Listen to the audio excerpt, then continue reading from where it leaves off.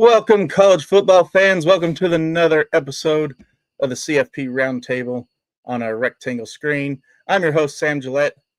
We have a great show lined up for you tonight with some old faces, new faces, and a new segment by none other than Pops himself. Pop, welcome back to the Roundtable. How are you this evening? Did you just call me old? I did.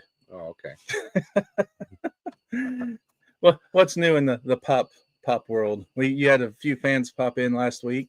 Wanted you to answer some questions. Are you prepared for the same attention this week? No. Good. We'll get to it. Returning to the round table deep from inside Big Ten country is none other than Todd Sandberg from Todd Talk Sports. Todd, how are you? I am doing well. How about yourself? Oh, doing good. What's new in Todd's world this week? Well, I got to play some golf today, but it snowed on Monday and Tuesday, so it doesn't happen much in Columbus, Ohio in November, but it's a good day. Yeah. Making their inaugural appearance at the round table, nestled deep inside the Appalachians, is Dominick from the Sunbelt Syndicate. Dominick, how are you today? I'm great, gentlemen. How are we doing? Oh, we're alive. Nice. Very nice. App State, they got a big game this week against James Madison, correct? They do. I'll be there tomorrow. We are leaving bright and early in the morning to take the game in there from Harrisonburg, so there'll probably be a lot of streamers in the air tomorrow. All right. Well, fellas, without any further ado, let's go ahead and kick this thing off. Segment one, a little bit different from last week. The virtual locks tend to be Ohio State, Indiana, Texas A&M, and Alabama, mostly in that order. Some people have different orders, me included. But we're going to talk about nightmare scenarios for them this week. Everyone knows that they're good football teams, but let's kick off with Ohio State. Are they going to lose to Michigan again this year, Todd? Well, we hope not, but, until Ryan Day beats Michigan, I'm going to be skeptical, Yeah. That'll be my answer for now, but, I've watched Michigan. I don't see how they're going to stop them this year, but I didn't think that last year too, so who knows? Yeah. They have Rutgers and UCLA. Dominick, do you think Rutgers or UCLA can pull a 2018 Purdue on Ohio State? No. As a quick answer, no, I don't. I mean, if I had to pick one of the two, I'm going UCLA, just because we've seen them surprise already this year a little bit. But I don't think they have the roster that would be consistent enough to do something like that against a team as powerful as Ohio State. Yeah. Do you kind of share the same sentiment, Todd? No.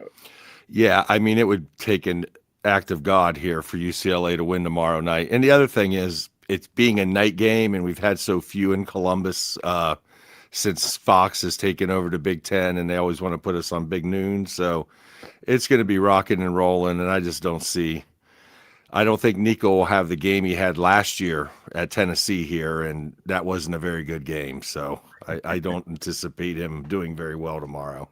Yeah. But any given Saturday. We do have a fan chiming in. It's none other than my son and Pop's grandson, and he says, Boise, and to which we will say, hey! There you go, Brian. Very nice. So, getting back into the meat and potatoes of it, Ohio State, they seem to be able to, are probably going to win out as much as the people outside of Ohio don't want to see that. They have a pretty dang good team this year. But, anything can happen. No one thought Purdue in 2018 had a chance, and we saw how that worked out. Well, I think for Ohio State the nightmare scenario for them in my book would be for them to lose to Michigan and then get kind of hammered by Indiana. If that could happen. Yeah. Then if you break down this SEC where all these teams end up with 2 losses, maybe you get a USC that beats Oregon next week and, propels to 10-2. Then you got Michigan sitting at 10-2 with about 6 SEC teams. Then all of a sudden it gets real questionable on who gets in. You can't leave Michigan out and put Ohio State in that. So that would be the craziest nightmare to me, would be to have back-to-back losses and Indiana kind of maybe not trouncing Ohio State, but maybe a comfortable victory. Yeah. You know, that would be the scenario. But and we'll talk about it too a little bit later on. But you have, like you said, so many big SEC teams that are just chomping at the bit for somebody to slip up, and so they can get their foothold in. mm-hmm. Yeah. And Paul Fonball have anything to say, he'll put all 7 or 8 of them in there that he can. yeah. It's, I don't know, if you follow the money, it kind of understands why he's saying True. that. Yeah. It's true. Speaking of Indiana, does their perceived weak schedule haunt them heading into the final stretch, Dominick? Man, you thought last week with what happened at Penn State that was going to be the game that haunted them, right? Go in there, Right. play a Penn State team who's lost their head coach, fired their head coach, and now what are they going to do? They're going to rebound, or they're going to finish out weakly? And it looked like they came on strong there in Happy Valley. Could have sprung the upset, but I don't know. To me, that helps bolster Indiana to some extent, right? Like we've seen them win comfortably all season long. Can they win the close one? Can they win the one where they have to have the 2-minute drill to come back, drive the field, and get the victory? And one of the best I think I've ever seen, especially that catch in the back of the end zone. So, I mean, I don't think Wisconsin or Purdue really are going to give them enough of a game. I mean, maybe they do get a little bit closer than what we saw in the early part of the year where they beat Illinois 63-10. But I still don't see either one of those teams, really the same situation as we just spoke about with Ohio State. I don't see those two teams springing an upset on them. Yeah. Todd, they both have Purdue on their schedule to finish out the year. If, God forbid, or no, they don't. Excuse me. They don't have Purdue. Scratch that.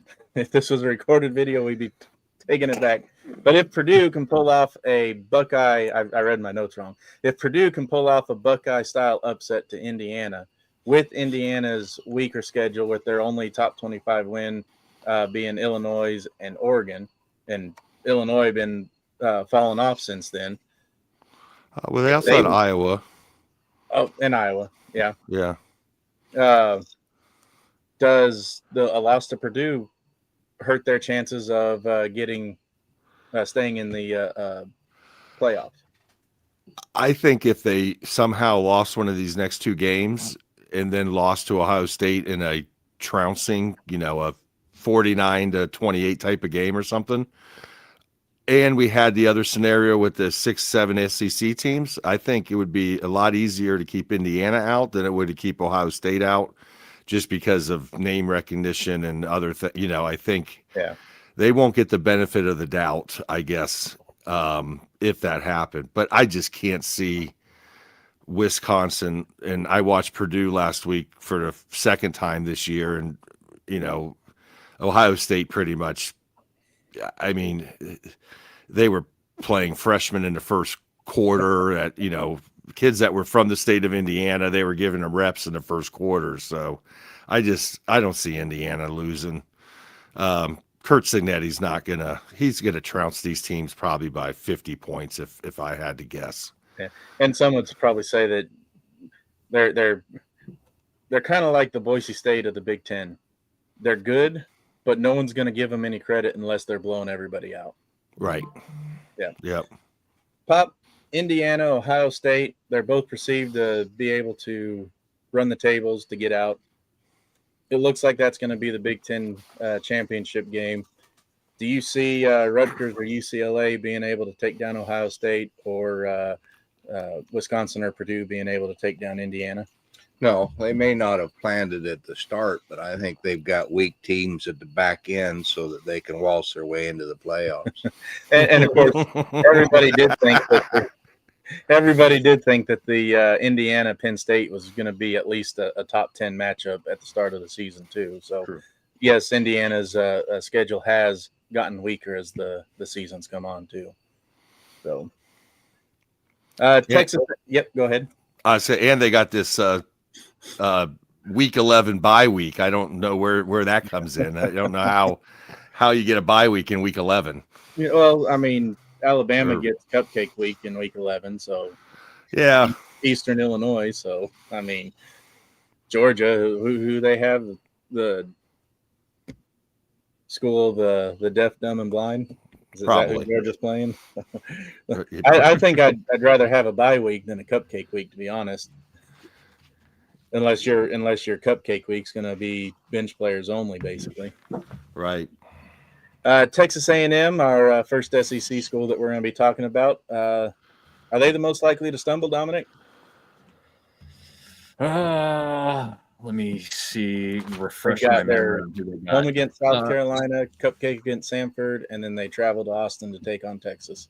Yeah, a Samford team, and I know a lot of eyes aren't on FCS football, but a Samford team who's also fired their coach with how bad they are. So not only are they not a D1 FBS team, they're not even a very good FCS team this year. South Carolina, I don't see it. I don't think they'll have enough to beat a Texas A&M team that's been looking really good all season long. Texas, obviously, there's going to be all kinds of storylines going into that one if both these teams keep winning. So yeah, I mean, I could see them dropping one to Texas, but I don't know. I would still favor A&M at the moment, but that one's not going to be an easy one. And I don't think it's going to be a Texas-Ohio State game that we saw to start the season. So we'll see. But I would favor Texas A&M at this point to go and do it.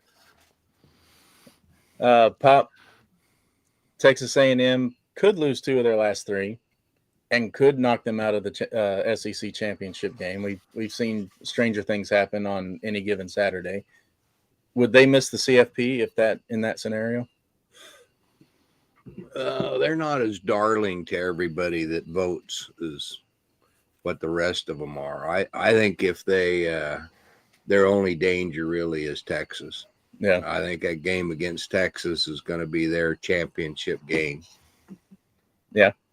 Dom, we're just going to take Samford off the list right now, but of South Carolina and Texas, obviously everyone's consensus is Texas the most likely to lose. Is that your same opinion?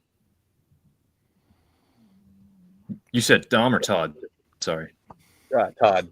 Oh, I'm sorry. Gotcha. I don't know. I'm Yeah. mad at Dom. I think if the South Carolina game was on the road, I'd be more concerned if I was Texas A&M. But being down in Texas A&M, I'm not. We'll see. We got the changes of coordinators here at South Carolina. Is that going to make a difference? With the way Lenore Sellers plays. But man, he just has not looked good in the last few weeks at all. Absolutely terrible, quite frankly. Do you think that they were playing? I mean, looking bad due to offensive coordinator. Maybe the team lost, or the offensive coordinator lost the team. You think maybe that might be playing a role? Maybe. Yeah. I mean, he just hasn't looked. I mean, this guy was a guy they were talking about as a first round pick early in the preseason, right, in the NFL, and I haven't seen anything that would even make me want to draft him, much less a first rounder. Yeah. Well, maybe they can pull it out and surprise a few people at the end of the year. Yep. Alabama's if they pulled that one out. Yeah. Alabama, I have them as the second most likely team to stumble behind A&M, and that's just because of the A&M Texas game. Alabama has OU, and then they got Eastern Illinois before they go to Auburn. OU and Auburn could be thorns in the side for Alabama, especially when you bring up the kick 6 game. Todd, what are your thoughts? You think Alabama can get through the final bit of their schedule unscathed? I mean, everybody I've listened to this week really feels like Alabama's going to win this game against Oklahoma, but I don't think so.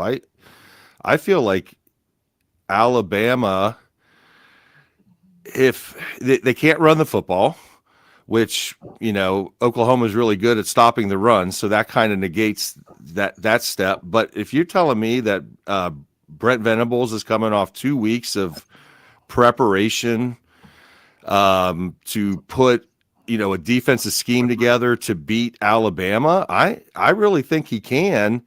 And without their ability to run the ball, if you saw them play last week against LSU, Alabama, Ty Simpson did not look great in that game. He missed multiple open receivers. Even the catch that Ryan Williams had, he had to, skyrocket up in the air to catch that thing for the touchdown. So I'm really concerned that Alabama's going to lose tomorrow. Personally, I'm not concerned. I would actually think that's great. But if I was Alabama, I'd be concerned, I guess is what I'm saying. Yeah, we're going to do a quick little pivot here. We'll come back to Alabama. But, Todd, I want to get your boy in here. Oh, boy. What's he got to say here? A lot of nightmare scenarios. What about angel scenarios is what he meant to say. Like what would need to happen for Miami, Georgia Tech, or USC to get in? Todd, I'll let you handle this one since it's your kinfolk. Oh, well, I mean, Miami's got to win out, and then they got to obviously have teams lose, because even at 10-2, then you start getting into the question, is it Miami or Notre Dame? There's a lot of back and forth there. Georgia Tech obviously just has to win out. If they want to get in, it would be the best for the conference, the ACC, for, Georgia Tech to win out. And obviously Pittsburgh can't win out, but maybe for Miami to beat Pittsburgh and maybe get into the I don't know where Louisville's at. They were losing earlier. They're up 19-13. I think they just took the 19-13. Okay. And then USC, USC's sitting in a really nice position. They got Iowa this week, and then they got to go to Oregon, which isn't going to be easy, but they could, Oregon's, after they scored their first 14 here, they've kind of slowed down offensively here against Minnesota. Yeah. And then they play UCLA at the end of the year. I really feel like if UCLA gets to 10-2, USC gets to 10-2, they're going to have a real shot to make the playoff. So, they just got to, all those teams just got to win out, really, is what needs to happen here. Yeah. It'll take care of themselves.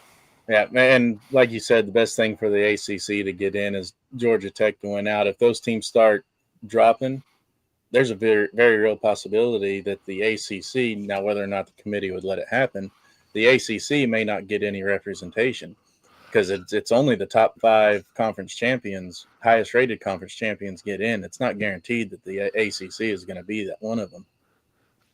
I think if Duke wins out and wins the ACC, and James Madison somehow, beats App State tomorrow and then wins out, and then you have USF or North Texas win out, I think it's going to be hard for them to get an ACC team in at an 8-4 or 9-4 winning the ACC championship Duke team.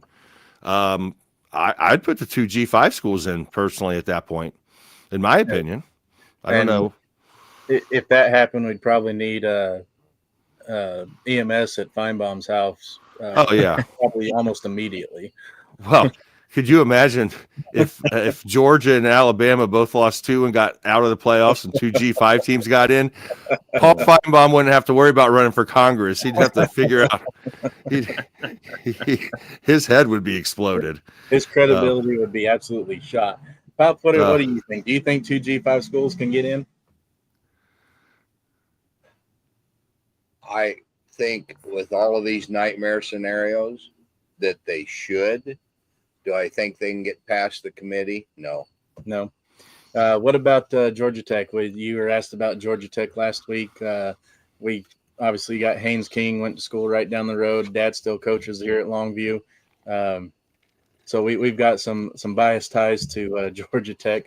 What are your thoughts on them being able to make it? I'll be cheering for them on the sidelines, but I don't expect they'll make it. All right. There you have it. You heard it here first. What's your ACC championship game picks, Dom? Oh man, I don't know if there's 2 teams good enough to make it all the way there. I am in Chapel Hill, full disclosure. I'm a UNC hater though, so if that makes any sense to you, I ended up here by mistake, if you ask me. But I think what I've seen from the eye test as far as Virginia goes, they're probably one of the better teams. We'll see. Tomorrow's a big litmus test for me for Pitt. I haven't seen enough of them yet this season, and that's my own doing. I just haven't literally seen them. So I'm on the fence about where I'd really put them until I really lay eyes on them. So it'll be interesting to see what can happen there. I'm personally okay with Duke winning the ACC because at least at that point, we are in a conversation for two G5 schools. I know that the committee probably won't do it. I agree with your dad there. I just don't think that they would actually do it. But I would love to see it if it could happen, and mainly just the fact that it would even be in the conversation would be a step in the right direction, representation in that regard. Yeah. So coming back into Alabama, like you said, Todd, if two Alabama and Georgia both drop and two G5 schools take their spot, Auburn and Alabama, does Auburn have that chance? I know they played a few teams really close this year, where it could be, just a turnover or a first down difference between losing and winning. Does Auburn have a chance against Alabama? Absolutely, they do. I mean, it's a rivalry game, and in those type of games, everyone, whether it's Ohio State, Michigan, the Iron Bowl, or even UCLA, USC, or any of those type of games where you have two teams that, in that type of rivalry, any team can win. And Auburn, like you said, their defense this year, much like the Florida Gators defense this year, they've been tremendous. The problem is the offenses just are so terrible that they can't get off the field enough times in a game to win them, But I think with the new quarterback at Auburn, had a big game last week, went throw for like 328 yards. Auburn's got three really good wide receivers, leading with Cam Coleman. And their defense, especially at home, can force you into an ugly game, and when you play ugly football, you never know. Turnovers are, and one turnover could be the difference. So yes, if they were playing at Alabama, I'd say no way. But in Jordan Hare, what's Nick Saban always say? That place is cursed, right? Yeah. So, now, if Alabama comes out of this game against Oklahoma with a loss, then maybe it's a different story because then they're going to be a little bit more focused. So I guess it depends on how this looks this week. But honestly, I haven't thought myself that Alabama's looked super tremendous the last few weeks. I mean, look, South Carolina very well could have beat them. Yeah. Shoot, who'd they play last week? Slipped my LSU. head here. LSU. I mean, look how bad LSU played last week. I mean, it was absolutely tremendously bad. Yeah. And they still were in that game. Nussmeier doesn't take that one sack that got him benched. I mean, they could have scored there and, cut that game to one score game. And so, yeah, I think Alabama definitely has a chance to lose potentially two of these last three games. Yeah. And if they do, Dom, are they out? Can they be a 3-loss team without an SEC championship and make the playoffs? Man, that's a tough call because the brand recognition is going to carry more weight than it should. Right. Yeah.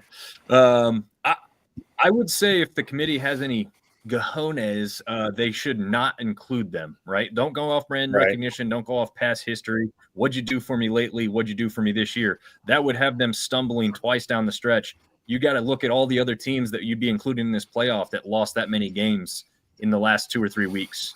And I'm going to go on a short list and say almost none of the others would. So you're going to have to say we're going to elevate Bama for all these other reasons. Well, you better have some good ones because there's going to be a whole lot of other teams that have better arguments than they do and are hotter coming down the stretch. To me, that's part of this thing that the committee should just come out and say, right? We know that they say it when it comes to March Madness. Well, we're going to go ahead and put the team that was hotter or better down the stretch into this tournament. They're kind of more deserving. We want the better teams in right now. Just say that's what you're going to do with the CFP if that's the case. That way, when someone does lose a title game, but that becomes their third loss, you say, well, we don't try and punish teams that lose, but at the same time, we want the hottest teams in this tournament. There you go. That would be Bama out at that point, I think. And that's kind of what happened with UNC in the March Madness last year. They kind of got in off of name recognition. Absolutely, they did. Yep. We do have a a comment here from 3 Poor Decision. Auburn's path to victory likely depends on a strong defensive performance, particularly against Alabama's pass game and successful run game. Do you agree, Todd? Yeah, I think that's dead on. I mean, Yep. that's pretty much what has to happen for Auburn to win. And I think that 3 Poor Decision should be in all of our inboxes at the end of this show, and getting our addresses so we can get flights of their specialty drinks. And our next show would be trying all them flights on air. I will say we are scheduled to do a bourbon inspired show this Wednesday on our show, so that would be good. I was going to say I didn't know who they were, but 3 Poor Decisions, I was like, that's an absolutely fantastic name. I love it. Well, yeah. I can reach out to Jason and otherwise known as Bourbon Man and Rye Guy, and they'd probably love to do that. Yeah. Oh, nice. And whenever they were on the commented last week, I says, yeah, I've done 3 Poor Decisions before, but spelled a lot different. All right. So we're going to move on to the next segment. We're going to kind of get out of some nightmare scenarios, and we're going to see, are the next teams in line? Are they safe, or are they have a chance to stumble here? You got Georgia, who's at home versus Texas. And fun fact, Texas has played Georgia 3 times in the last 18 months. A&M's been in the SEC for 14 years and played them once. Yeah. Make sense. Makes no sense, does it?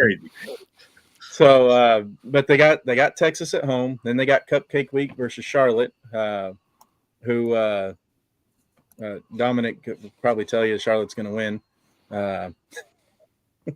They are bad. If App State beat them on a down year like they did, they are a bad football team. And then they got Georgia Tech in Atlanta, which that's going to be Haynes King's retribution game after last year's 8 overtime loss, where really it was his fumble at the end of overtime that was allowed Georgia to tie that one up. So is Georgia safe if they go in, they lose to Texas and they lose to Georgia Tech? Are they safe, or do they need to win at least 2 of the final 3? I don't think they'd be safe if they lost to Texas and Georgia Tech. Then you'd have to ask yourself, much like Alabama, then it boils down to which teams have 2 losses and how many teams are there with 2 losses. You know? Yeah. If the Big Ten, like, I don't know, this is a real interesting call. I don't know if you guys are watching this Oregon game, but this guy just dropped the ball going into the end zone and fumbled it out of the back of the end zone. It could be quite the play here. But anyways, no, I think, do you get 5 SEC teams in, 3 Big Ten teams in? Well, I think it's going to depend a little bit on USC because, like I said, if USC goes and beats, they ended up giving a touchdown. If USC ends up beating Oregon somehow and finishes at 10-2, Oregon finishes at 10-2. Ohio State finishes at 13-0, and Indiana, 12-1. And then you have 5 SEC teams with, or 4 SEC teams with 2 losses. The SEC team with 3 losses isn't going to get it over USC, I don't believe. With USC beating Iowa and Oregon in the 2 of the last 3 weeks of the season. I don't think anybody can get to 3 losses and guarantee themselves a spot. Yeah, not even with name recognition. No, it didn't happen last year. Remember, SMU got in last year over Alabama. Yeah, SMU was they were a surprise team last year too. Just kind of came out of nowhere. Yeah, they're doing this year what everybody thought they were going to do last year. Yeah, and they still have a chance to get to the ACC championship game quietly, sitting out there with no one really looking at them, and they could definitely get there. Yeah. Yep. Got that win over Miami too. Yeah. Coming down the stretch, Georgia's had some close games. Are they the worst 1-loss team in the top 10 right now? Ooh, that's a good question. I don't like Georgia. So my biased opinion is Yes. I just, the way they win just is uninspiring. Yeah. They lost at home to Bama by 3. They had the 3-point win at Tennessee, the 8-point win versus Ole Miss at home. They let Auburn and Florida hang around till the end, or till the final minutes. I just don't. I think they could lose 2 of their 3, and miss the SEC and miss the playoffs altogether. Let's put it with Georgia's defense basically winning them games because their offense is trash, and also their defense losing them games because their defense is trash. What? Sorry, I just cracked myself up a little. If Georgia only loses 1 and doesn't make the SEC championship game, and you have these other SEC teams win out, does Georgia get replaced by another SEC team? Dom, since you like hard questions. I would say it would probably depend on who they lose to. I think if they lost to Texas and Texas wins out, that doesn't look so bad. And then if they can rebound and beat Charlotte and Georgia Tech, they would probably stay in, I think. But if they lost to Georgia Tech and it's, isn't it just last year they almost lost to Tech last time, right? That was the 8 overtime game. They should have lost before remember, Haynes King fumbled the ball with 2 minutes to go in the game, which if it was 2nd and 1, he got the first down and fumbled the ball. He gets that first down, that game is over. 20 at 27-20. But yeah, and that kid's beating himself up for that too because he knew the game was theirs, and I had one fumble my entire football career, and it was on kickoff while we were getting blown out of the water, and I felt terrible. It wasn't a game deciding fumble, and I still felt terrible about it. So, well, I think Haynes King is destined to win this game against Georgia. I just think some things in football, like the football gods, have got Haynes King destined. Now, he's still got to go out and do it and not fumble the ball, but I just think that they're going to win that game. I just think Georgia's going to have a really hard time stopping the quarterback run, and we're going to see how much Steve Sarkisian has tomorrow with Arch. I want to say Eli there. Arch Manning running the ball. How much of the game plan is going to be Arch running is going to tell us, how well Texas is going to do in that game. Yeah, true. Dominick, how many SEC teams do you think are going to make it into the CFP this year? Oh,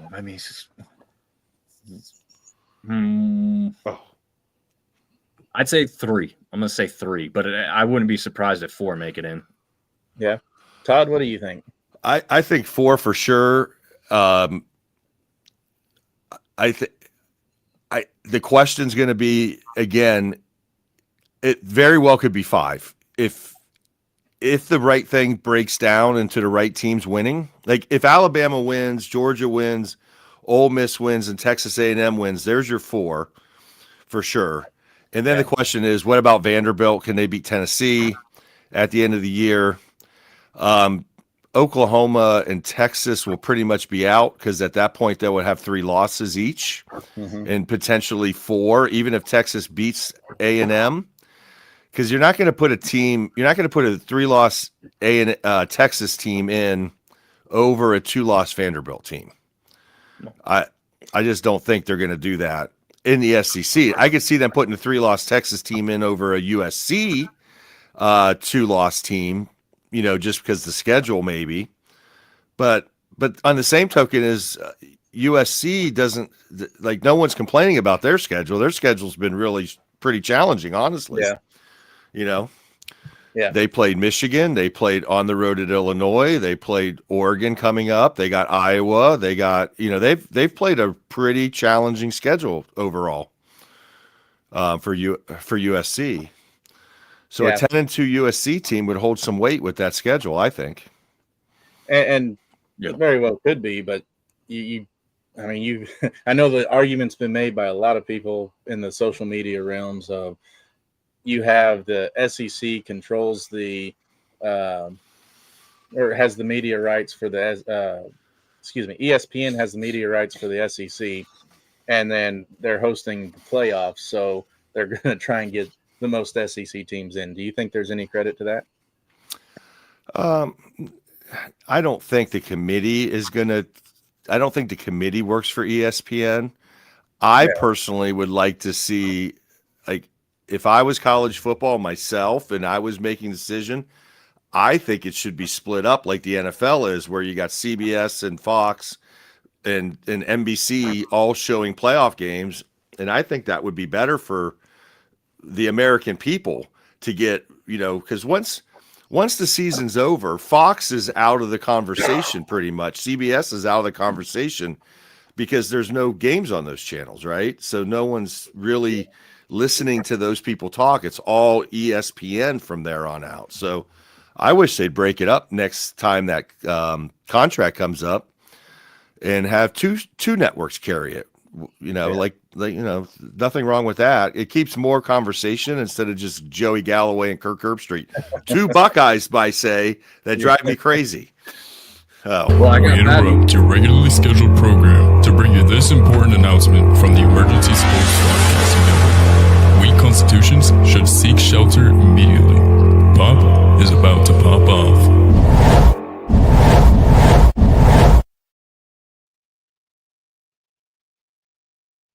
This is where you pop off. I've had it. I remember back when the teams never played each other and the committee would say, this team's the national champion. And there was all kinds of getting in, they voted wrong, they're bought, they're this, they're that. And so finally they said, okay, we'll set up some kind of little playoff thing, because we're all clamoring. It needs to be decided on the field. Doesn't need to have a committee deciding who's the national champion. It needs to be decided on the field. So they give us a little bit of a crumb. And then there's if you're not in the Power Five, you don't have a shot at it. Well, we'll give the top ranked bottom feeders, we'll give them their own little bowl game. And so, well, okay. And then comes along Boise State that kicks OU's butt. And all of a sudden it's maybe the bottom feeders can actually put a team together.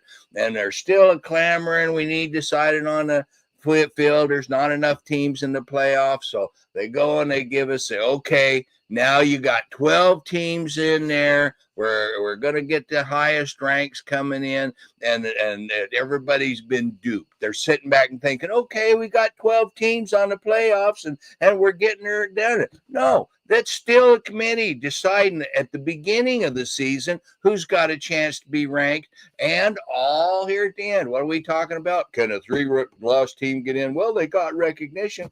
And what it is, my grandpa used to tell me, you want to know where the evil's at, follow the money. And where's the money at? The money's on the Big Five, getting all of that extra money from these playoffs, and then being able to use that in their conferences to get better facilities, be able to do better recruiting, more money for portals, and it's a monopoly. College football's become a business now, and some attorney ought to file an antitrust suit against them. I think we need to break up the Big Five. We need to set the conferences, get everybody filtered in, some low feeders, some big feeders put into the 12 different or 16 different conferences, and forget about all of this committee. Put them out of a job. Tell them, I hope you made enough money to retire. Go golf or go fishing or go something with both your thumbs, and then have it actually decided on the field. And they say, well, it was because you cried that we got the playoffs. No, they duped us. They did it because they get more money that way for their top 5 boys by going through the playoff scenarios. So what do we need? We need a true grassroots groundswell. All of you TikTokers, all of you bloggers, Facebookers, whatever you are out there, you have to be the Thomas Paines of the football revolution, like he was of the revolution of the United States. get out there, get the word out, start hollering at everybody, and make a battle. Make a battle. Get out there and make a battle to bust up these top fives and get all of the rest of us bottom feeders able to have some financial equality and actually have all of us have a chance to get that national championship. You need to lend your eye a terrible aspect. You need to become what they abhor. You need to cry havoc and let slip the dogs of war. All right. Wow. That Thomas Paine, man, we're going deep here. That was awesome. That was awesome. and I wanted to dispel the rumor. I did not personally know Thomas Paine. So let me, on that scenario, Pops, would you be opposed to there being two divisions in Division One? I mean, we already have FBS and FCS, right? Like, what if we took FCS and took the top teams out of that? Your North Dakota, your South Dakota, your Montana State, the teams that are good in that realm, and take a lot of the G5 teams and then make a middle conference there, and that plays for their own national championship. Like, look, Boise State could win a national championship. That could happen. But the vast majority of teams, especially teams like in Ohio here, where, we got the MAC, like none of these teams are ever going to win a national title. But do you think maybe it's time to have I don't want to say a second tier, but another group that plays for their own national title? So Miami of Ohio or Appalachian State could actually win Appalachian State won national titles in division in FCS. Now they don't really have a chance to win it here. What do you think, Dom? Do you think that, like, would you be opposed to something like that? I would be mostly opposed to it. I don't think we're on the same level. Don't get me wrong. It would be a long shot, and a dream scenario at this point is for them just to make the CFP, right? Like, to me, that's just the pedestal, and that's not even winning a game. I think fans would just go crazy if their team made the CFP. But I don't like it because when we made the move up from FCS, and James Madison won national titles and Georgia Southern won national titles, they've all made this move up from FCS to go FBS and have a shot at the biggest and the best. Now you're essentially getting them to move back down, right? Like, even if you say that it's not a move, it's a move to bring other teams in, it's still going to be looked at as a move down. What I'd like to see, and I talked about this with a college football campus tour guy in Boone. He was there for the Thursday night game, and I agreed with his scenario and hadn't heard it spelled out like this. Is pretty obvious, but I'd like to see the playoff expand. And his point is valid, and it's a good one. Yes, by expanding, you are going to include teams that have still almost no legitimate shot to win a title. Okay, if you go to 16, if you go to 24, I don't love the fact that it gets even bigger, but the FCS is huge, and there's every year the first round games, there's blowouts. But guess what? Everybody gets a little chance. Everybody gets a little bit of that playoff money. His point was, by allowing that to happen, allowing more teams in, first of all, the playoff brings in more money, right? They've got more weeks, more teams, more TV networks that want to bid on games. And then you're allowing those teams to also grab some of that playoff money to redistribute to them specifically and throughout the rest of their conference. And that's the only way that anybody else is going to keep standing a chance. Otherwise, if they don't do something like that, I guess I'd have to agree with you, because at some point you want something to play for other than a meaningless bowl game in Central Alabama that nobody knows is on Tuesday at 3 p.m. before people get off work, right? Yeah, but you're missing the major point there, and that is that the majors, your little peanuts, $3-4 million goes to the guys that you let get in that you know is going to get blowed out on the bottom tiers, even if you expand the playoffs. But you got 5 SEC teams in there.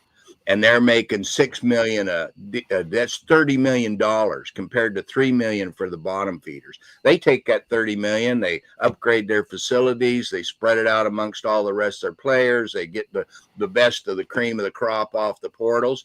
They've got a monopoly on the money. It's the money that's got to change. And unless you bust up the top five, the power five, so that they're not all those power teams in the same conferences, you've got them spread out amongst, say, 12 conferences, give or take, then you got nothing. There's a feller I know that wrote up a scenario that you could probably read on BroncoNationUpdates.com/STS that has the perfect scenario for setting up some the way to bust this up to where there's financial equity. It's financial equity. Your little schools, if they were to get some of that money, it wouldn't take them long until they started growing. I remember Boise State when they couldn't get enough scholarships to be able to move themselves. Oh, you got to get more scholarships before. Oh, you got to get a stadium that holds more people, or you got to do this, that, or the other thing in order to climb up the ladder. Well, the biggest part that held everybody down was money, and there's a money monopoly in the Power Five. And unless you bust up the Power Five, all of the rest of the bottom feeders are bottom feeders for life. Beg and hope, like TCU. I hope somebody expands so that I can get into that league, or I hope something happens to where Boise State can get into one of the Power Fives. And these little guys are trying to just hope against hope that there'll be a crack somewhere in the seam that they can get in. It's time for a revolution. Well, I can tell you this: there's not going to be a revolution. I mean, we can talk about it forever, but the bottom line is there's not. Now, maybe we need to look at some type of European soccer situation where you have two leagues and teams move up and down, you know. Like, look, I don't think Purdue should be in, if we had a top tier league, I would not put Purdue in that top tier league. Like, I would put Boise State in over top of Purdue personally. Purdue hasn't done anything for a long enough time they don't deserve to be, you know, in that. Northwestern, same thing. I mean, you know, I don't know. I guess at the end of the day, I'd want to wake up and be able to play for a championship if I went to Bowling Green University here in Ohio. I'd want to play a chance for it. And technically they have a chance, but they have no chance. I mean, they just don't have a chance to play for it. So, I mean, I'm from Youngstown, Ohio. Youngstown State Penguins, when I was, you know, in the 90s, when Tressel was there, Jim Tressel was the coach, we won 4 national titles. And all those 4 national titles, they mean something to that school. Like, they are important pieces of history for that school. And if they moved up to Division I, they would never have a chance to play for a national title again. They haven't had a chance recently. Actually, I think they're pretty decent this year, but not that good. So I don't know. But I don't think they're going to break it up. I mean, I like your idea, Pops, but it's just the big teams just aren't going to go for it. It's just not going to work. The money, they won't give up the money. They haven't give up the money yet, and they're just not going to do it. That's why it's got to be something grassroots. It's got to be a revolution.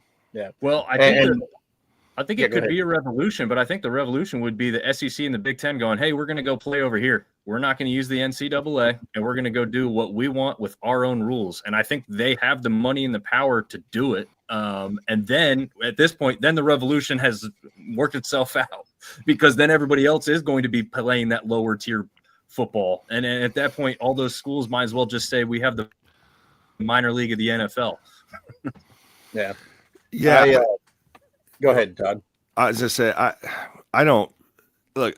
I like more football the better, because I'm a football junkie. Like 5 nights a week, college football. You know, I'm watching it every night. But the problem with expanding the playoffs too much more is, look, we're already. I mean, this championship game is going to be on January 19th.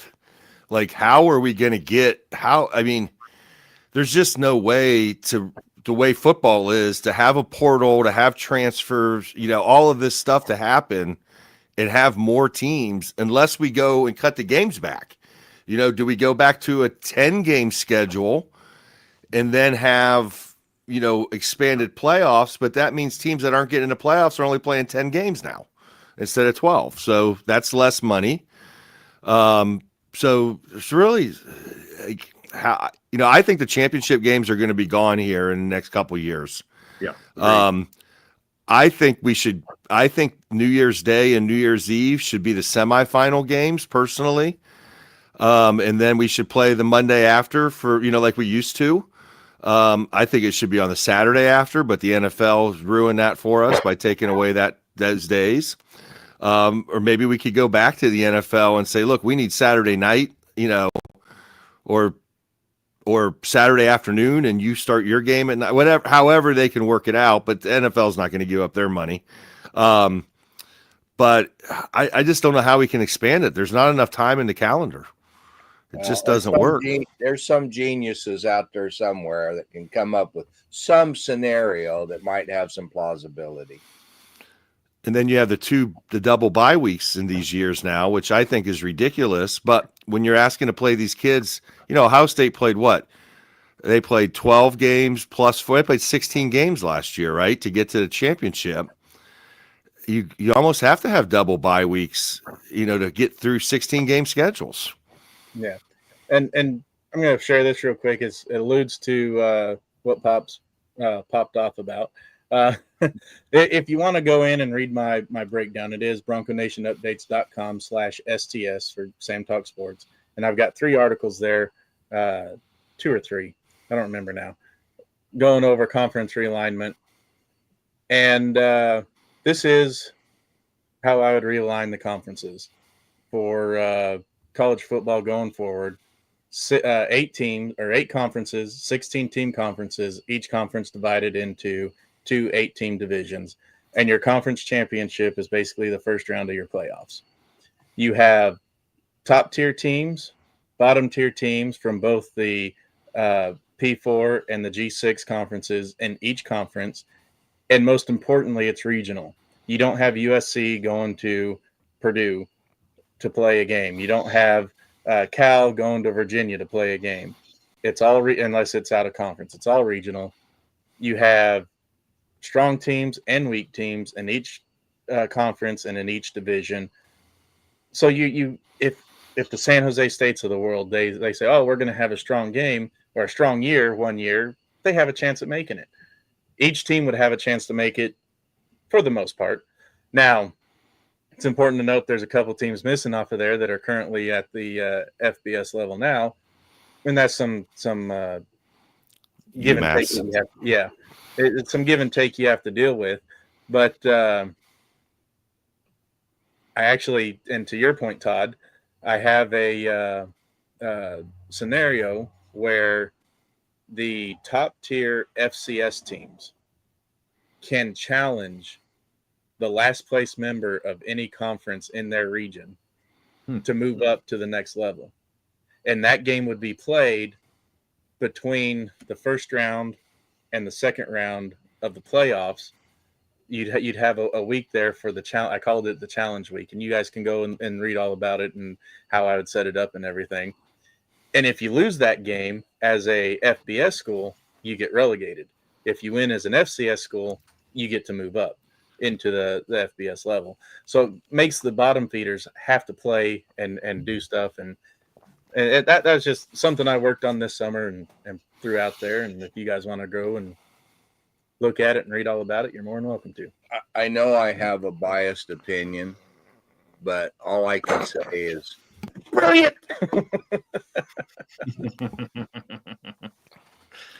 I do love it. I do love the idea.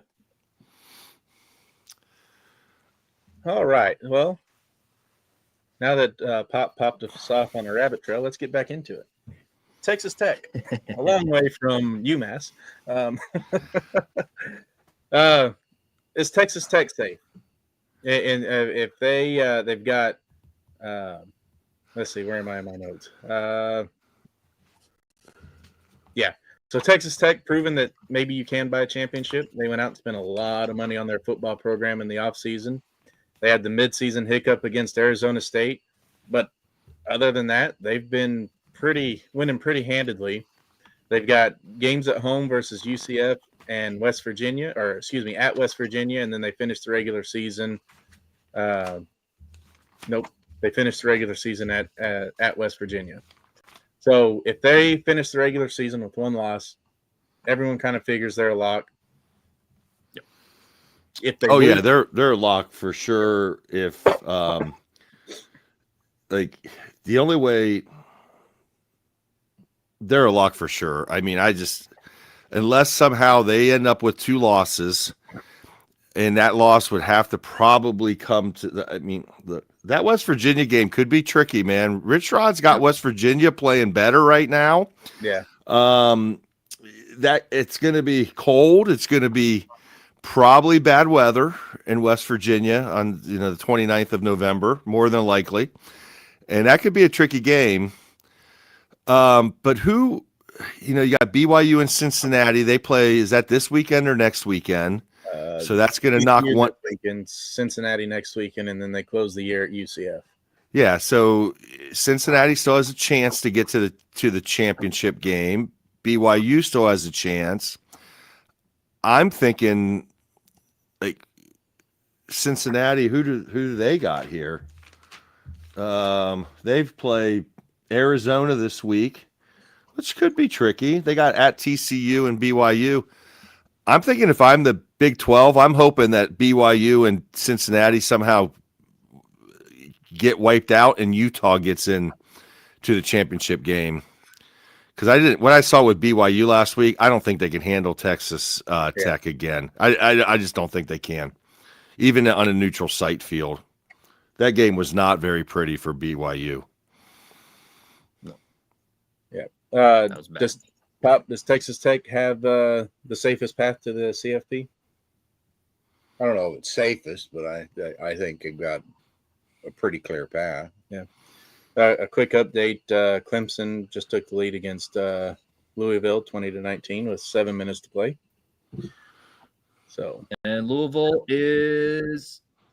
driving within there, the bro. 30. Just all right, already back in scoring position. Good times. On a double reverse flea flicker screen pass that picked up 60 yards. That's crazy. That's nuts. Reminds me of Boise State. I think Old Miss has the easiest chance to get to the playoffs here. By far, they have the best route.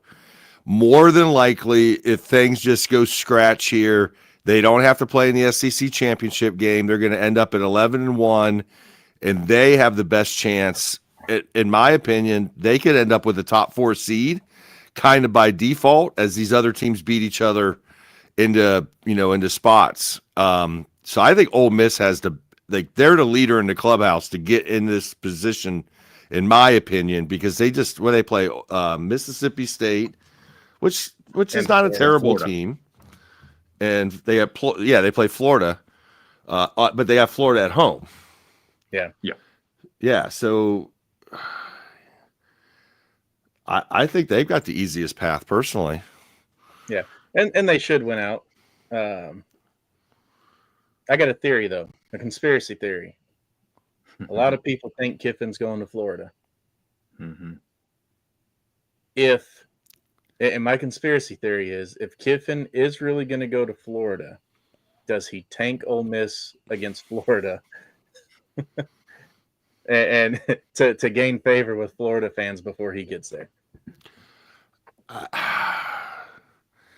Man, how's he going to tank it, though? Because Florida's offense is just brutally bad. But they also played tough against Georgia. Yeah, but remember, Georgia's offense didn't play very well that day either. I think Florida's defense is top 5 defense in the country, considering what they have to deal with every week. Yeah. But I don't know. I mean, it would be challenging. I mean, you look at Ole Miss, though. They've proven to be shaky this season. They had the 7-point win at Kentucky, only 5-point win at home versus LSU, the 3-point win at home versus a Washington State team that's absolutely horrible this year. Yeah. They only had the 8-point loss to Georgia.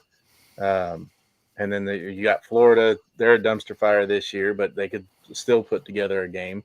And then Mississippi State. So who shown flashes of brilliance, like the first 3 quarters against Texas, and also consistent disappointments like the 4th quarter against Texas. So it wouldn't be too far out there to say, oh, well, we just didn't have them break our way this time.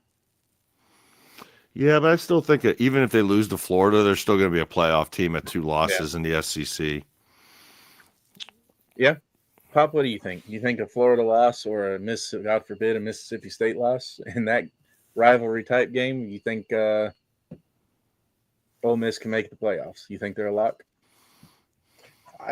After I listen to you guys, I don't think anybody's a lock. Well, nobody is a lock. I mean, there's no lock. I mean, you guys pull out things that I go, where in the hell did you come up with that at? Well, Yeah, I always thought this was going to be like the 2007 season. And if you remember the 2007 season, we got right to this point here. The number 1 team in the country, the Ohio State Buckeyes. I was at the game. Juice Williams from Illinois ends up pulling that game out. We had other losses in those things. And so if it's anything like that, we are in for the next 3 weeks of absolute potential chaos. You know, it could happen. And the games are in front of us for it to happen. It's just the question is it going to happen? Yeah. Right now, Oregon's up 28-6 on Minnesota. Their only loss is the 10-point loss to Indiana. And they kind of have a tricky schedule to close out the season at home versus Minnesota now, which is not as tricky as what I thought it was going to be. And then they've got USC at home, and then they've got to go to Washington. Do you think they could lose those final 2 games?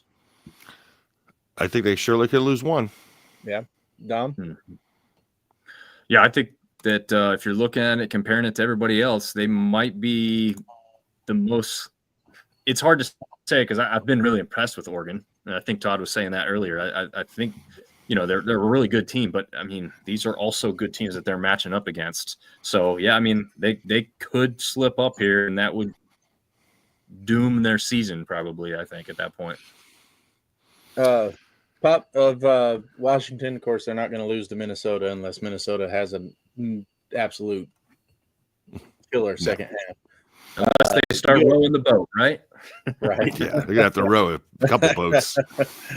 They've already rowed the boat back home. They're already at home.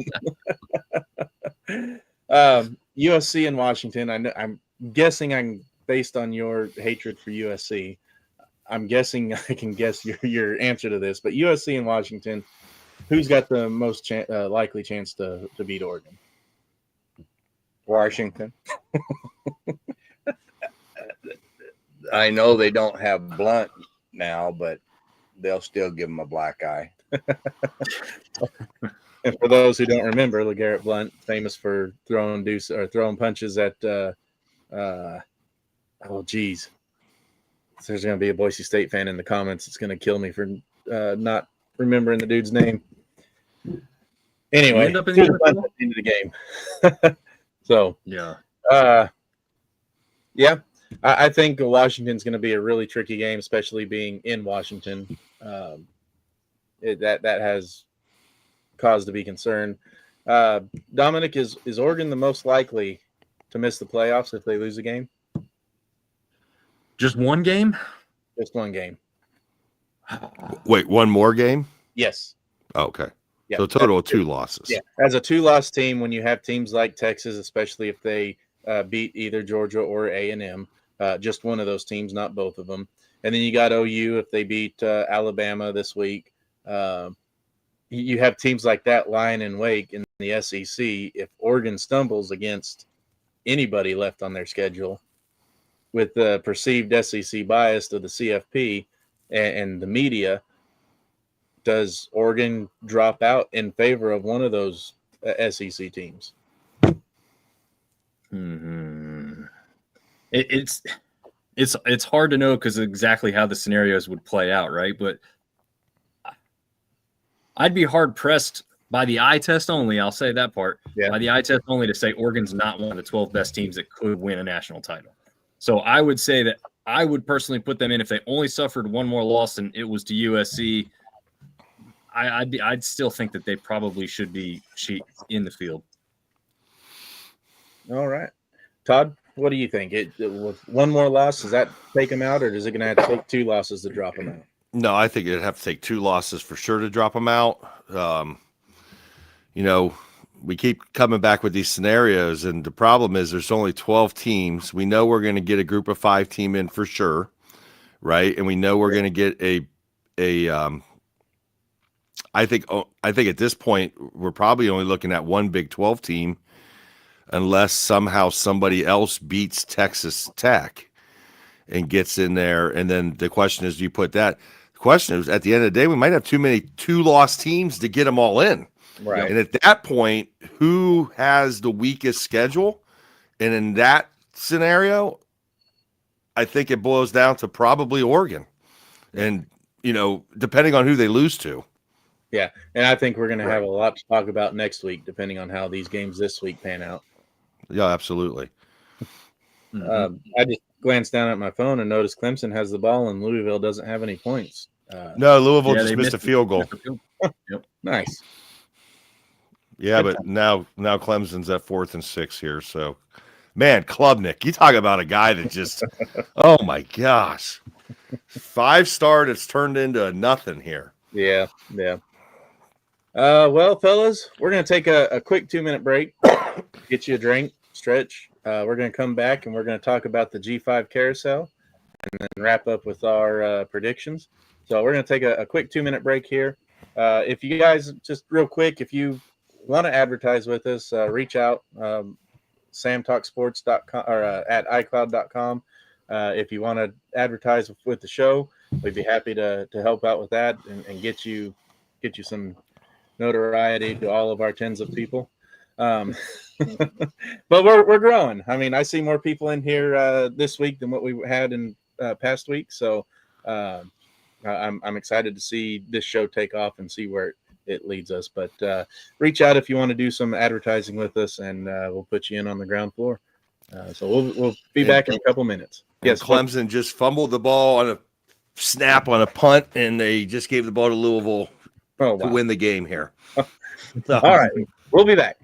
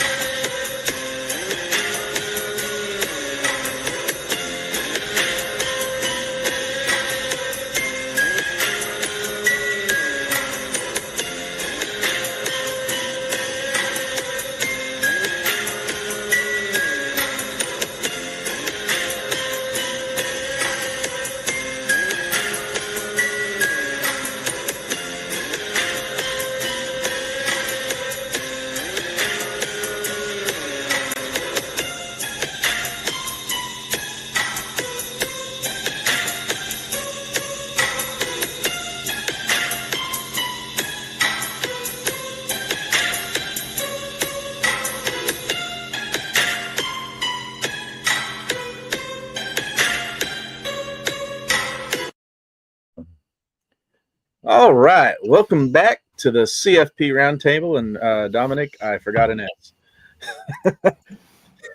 I forgot I put you in that ad break right there. It's all All right. Well, let's jump into some G5 scenarios. Last week, the G5 favorite, Memphis. This week, it's South Florida. Let's dive in and see where we think it's all going to end up at. And Pop has some interesting questions here coming up when we get into the games of the week as well. But South Florida, they got wins over Boise State and Florida to start the year. Of course, the Florida game's not as impressive now as what it once was. And then they got trounced by Miami and lost to Memphis. And then they've blown out everybody else, including North Texas. But that game was marred by a lot of third quarter mishaps that really made that game get out of control. Dominick, as our resident G5 rep, deep in the Appalachians, what do you think of South Florida? Do you think they can keep their high level of play right now, or do you see another stumbling block for them? Oh, well, Navy could be a stumbling block. I don't know if Navy's got the team to do it, though. I think USF probably wins out to get to the American Championship.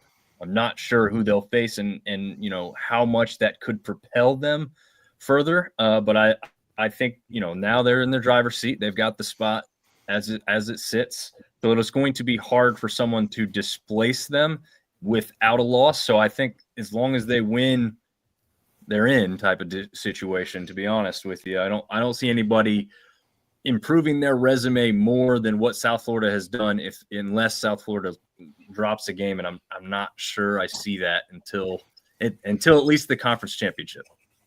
Yeah, and Hovarth, game time decision for Navy. Todd, have you heard? I know you're a Navy fan. Have you heard if he's actually going to get the start this week yet or not? I have not heard if he's going to start or not. If he's playing, that gives them the best chance to win. If not, I actually took a huge gamble in hopes that this is such a big game, and they sat him out last week because Notre Dame game is important, but not as important as a conference win to get you into the conference championship game. So do you think I took the gamble and picked Navy over USF this year in my pick'em group, hoping that Hovarth is in. If Hovarth can go, can Navy beat USF? Well, yeah, they can. It would take a pretty good performance. The question is, I feel like, don't they got to play Memphis first? They play USF first and then Memphis. Okay, yeah. They're playing this week. Yeah, so they're you know what? I had high hopes for Navy this year, but man, they just haven't been able to stop the pass at all. Yeah. They just can't stop the pass. Blake Horvath's playing.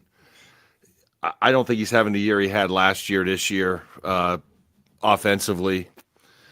I just don't. As much as I'd like Navy to win it, I just don't think they can. I just don't think it can beat USF. USF looks pretty dominant. Yeah. I think if USF is going to lose another game, it's probably going to end up being in the AAC championship game against either Tulane or probably North Texas, one of those two. It'll be a rematch of the USF North Texas game for sure. Pop, do you think they'll make the CFP, or do you think a loss in the conference championship game is going to keep them out? I think USF's going. You heard it here first, folks. Even with the loss in the conference championship game? No, if they win out, he means. Yeah, I think they're going to win out. I just think they're hungry, and they're just going to win out. Yeah, I agree with them, really, honestly. I think, USF has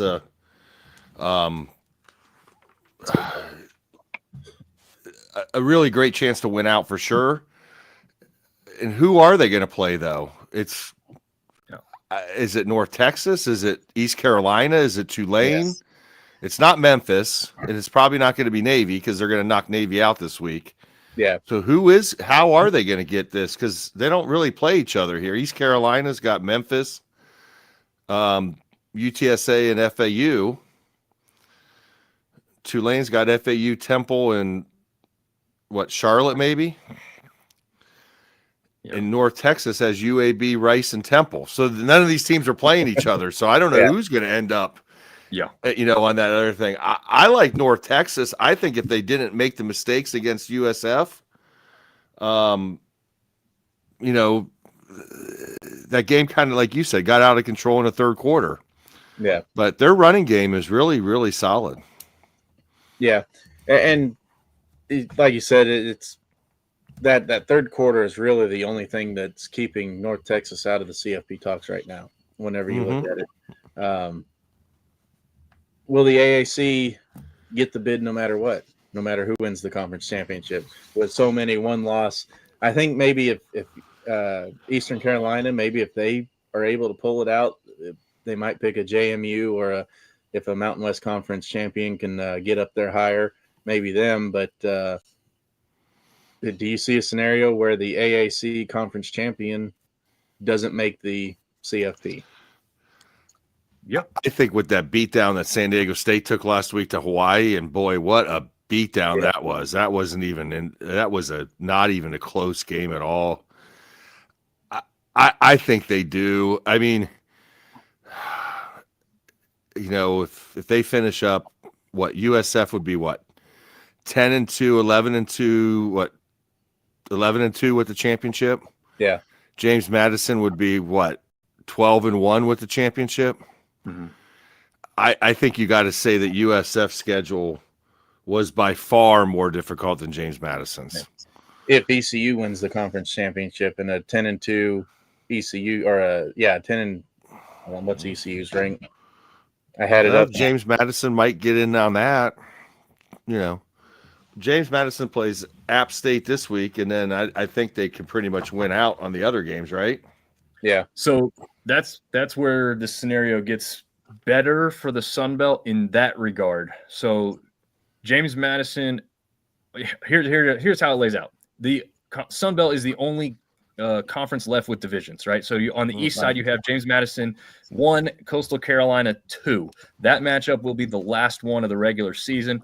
If JMU wins this week, that will be essentially the game to make it to the conference championship for the East. Because if Coastal wins that one, they'll then own the tiebreaker over the one-loss team, and then the Sun Belt has played themselves out. On the west side, you've got Arkansas State, and actually it was Troy and Southern Miss, and that scenario got ruined last night because Troy lost to ODU. They've essentially played themselves out. Southern Miss isn't going to lose 2 down the stretch. However, Southern Miss is 5-0 in conference, 7-2 overall. So if they win out and James Madison plays them in the conference championship, they may have a really good argument that they're playing a better team that's hotter at that time of year, maybe than the American. Depends on who makes it for the American. But then you've got the Wazoo game, which isn't great, as you mentioned, Sam. It's not Wazoo of old, but it's better than any team that they could have played in the Sun Belt as far as strength of schedule is concerned. So they will get a weird bump here at the end of the year. Also, Coastal Carolina plays South Carolina that same week. It'll be interesting if that could be an upset. Then you're looking at a stronger resume if they can beat Coastal to then make it to the conference championship. So they could really strengthen a little bit more before the conference championship game. I don't know if it'll be enough, but I would say, again, that's going to be the argument that they'll try and make to bolster their resume, because you're right. It's up until this point, it's been weak. ODU, obviously their biggest win and best win of the season to note. So they didn't really have the ranked teams to have shots at like some of the other teams in the American did this year. Yeah. And we're going to talk. Let's go down here and talk about them now. James Madison, the lone loss, 14 points to Louisville. So that's not a bad loss. It's not as good as Boise State's loss to Oregon last year, but it's still not a bad loss. So, Well, and I got a note on that too. Yep. And this is something that, again, unless the committee's paying attention and have talked to people and maybe even watched the game, James Madison's number one quarterback was not healthy to start the year. In fact, people thought he wasn't even going to be ready to play 4, 5, 6 weeks into the season because it was an ACL injury. And we know those take a while to recover. Yeah. They were running a 2-quarterback set with Matt Sluka, which Mountain West fans are familiar with. So he can't throw the ball real well. It's not a great passer. So they were doing a lot of runs, quarterback runs, with both him and Barnett a little bit in that game. It was horrible offensively. It was a horrible demonstration of their offense. They've vastly improved throughout the rest of this season. Barnett's really hit his stride. He ran a 70-plus yard touchdown run the other week where he literally ran away from the defender. So you're looking at a quarterback in an offense that is definitely better than what they showed against Louisville, with a defense that hasn't really fallen off either. So again, if they take that into account, you're looking at a team that, if they rematch with Louisville now, could be a different scenario. I know that's probably not what they're really going to do, but it's a note that they probably should be aware of. Can Southern Miss, we kind of halfway alluded to it, but can they make the CFP if they beat JMU in the SBC championship game, if a 3-loss team wins the American? Oof. I hadn't thought about that scenario. That's it. You said you got the good questions, and you sure did come up with them. I'm going to say the fact that Southern Miss isn't even on the tip of anybody's tongue right now really hurts them. Anybody who's not being talked about, it really hurt. Like, nobody's being talked about from the MAC, obvious reasons. Right. Unfortunately for you guys out west, like, Mountain West really isn't even at the tip of people's tongues right now. And I feel like at this point in the season, you have to have at least be in the conversation, and I don't see Southern Miss being a part of it. Now, if that crazy scenario happens, maybe they'd have a shot, but even then, I think from what we've seen from the committee, what we've seen nationally, the American is going to be favored even still. Yeah. And you said Mountain West not on anybody's tip of their tongue, and we just lost our only real advocate, who said Boise State absolutely belongs in the conversation whenever the chair stepped down this last week. So it makes it even worse for the G5, because it seems like the G5 schools advocate isn't there anymore. Right.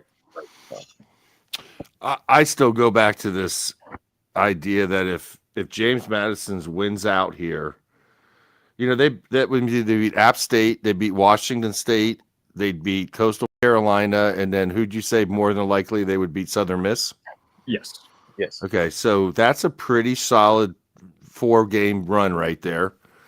Name recognition, at least, and if you get USF to win out, I still like going back to this. If Duke wins this ACC, man, I still think that it's going to be real challenging to say a 1-loss James Madison and a 2-loss USF don't deserve to both be in above a 4-loss Duke. Yeah. And I just don't see, especially, nothing against Connecticut. Connecticut's actually a good football team, and Mora's done a really good job of bringing that program back to life there. But Duke just went on the road and lost that football game last week. They had no business losing that game if they wanted to be. So I really think G5 fans should be fans of Duke.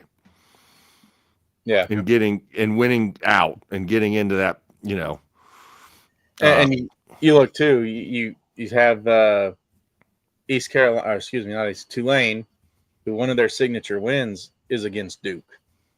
Correct. They beat Northwestern, Duke, Memphis, and their only bad loss has been that hiccup against UTSA.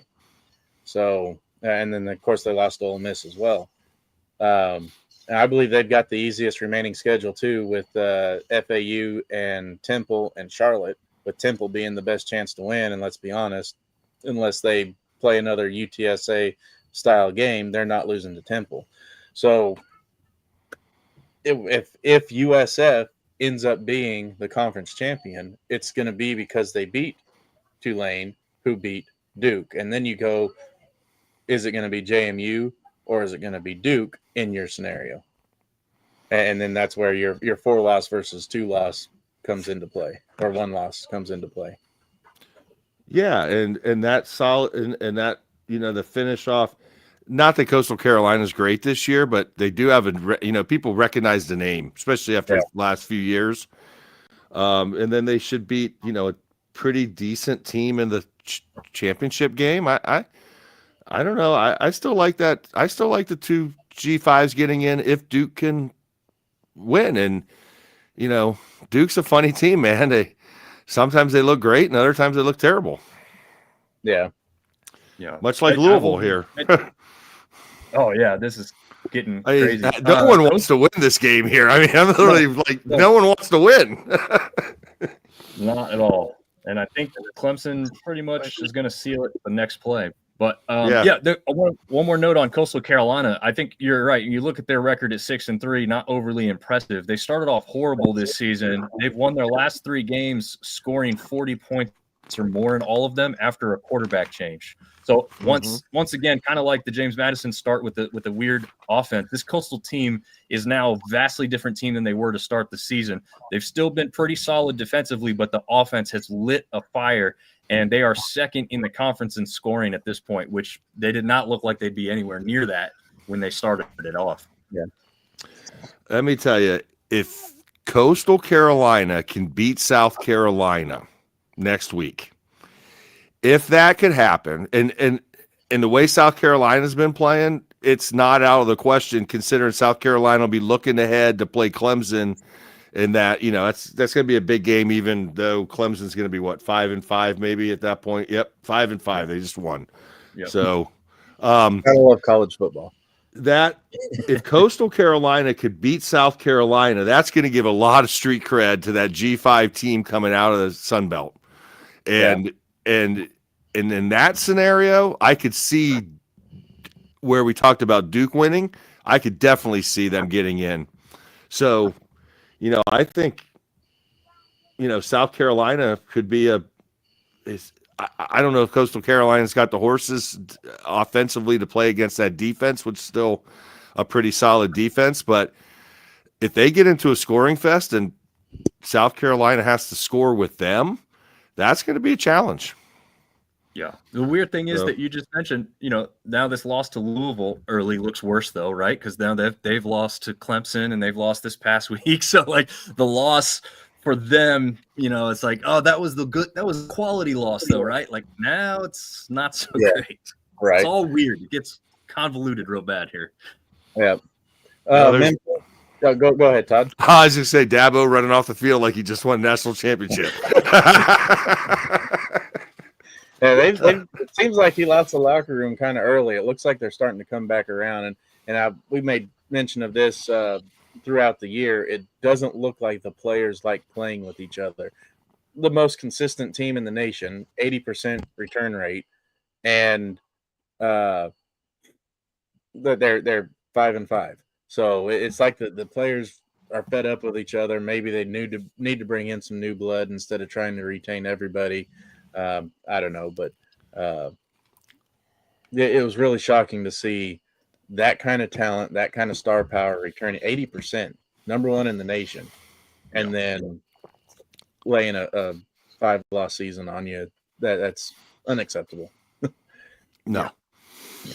Looking at Memphis, I think they must win out if they're going to have any kind of chance to make the championship game. They can still make the championship game. A bunch of people got to lose by teams they shouldn't lose to.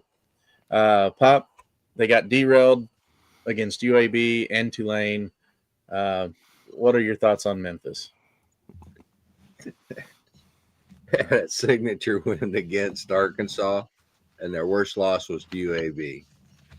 And that UAB loss, it's pretty bad.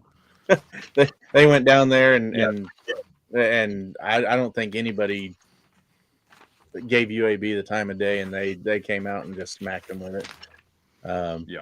And then Arkansas's beaten Arkansas would be undefeated if it wasn't for Arkansas. The remaining schedule: East Carolina and Navy for Memphis. They could win out, and especially if Hovarth isn't able to go. or gets re-injured. So yeah, this game against East Carolina is going to be tough, though. Yeah, Yeah. agreed. They're on the Just road at East Carolina. That's going to be a real challenging game right there. yeah, and East Carolina, they had a 7-point loss at NC State, 21-point loss to BYU, 5-point loss to Tulane, and then they blew everybody else out. So they're not a bad team, especially where NC State beat Georgia Tech. So I mean, is that really a bad loss for NC State? I don't think so. No. Yeah. And then your 20-point loss to BYU is probably your worst loss, but BYU's ranked where they're at. Maybe if they play them later in the season, maybe if they played them instead of Texas Tech, BYU did not show up to that game.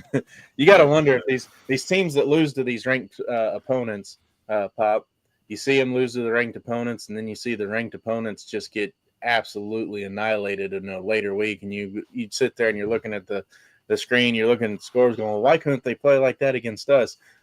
What do you think goes through the minds of people whenever they see that, knowing that you probably could have beat them if you played that team versus the team that you played? I experienced one time we needed to get into the playoffs, and we had to have a final win against a quality opponent, and we got up and we had to win that game, and that's what our focus was, and that's what everything was about. And when we won it, it was all of a sudden the air just went out of ourselves. It was, okay, we accomplished that, and we didn't have our eyes set on the goal of winning the next game. Everything we had was invested in the one game that we won. And so then after that happened, we never showed up.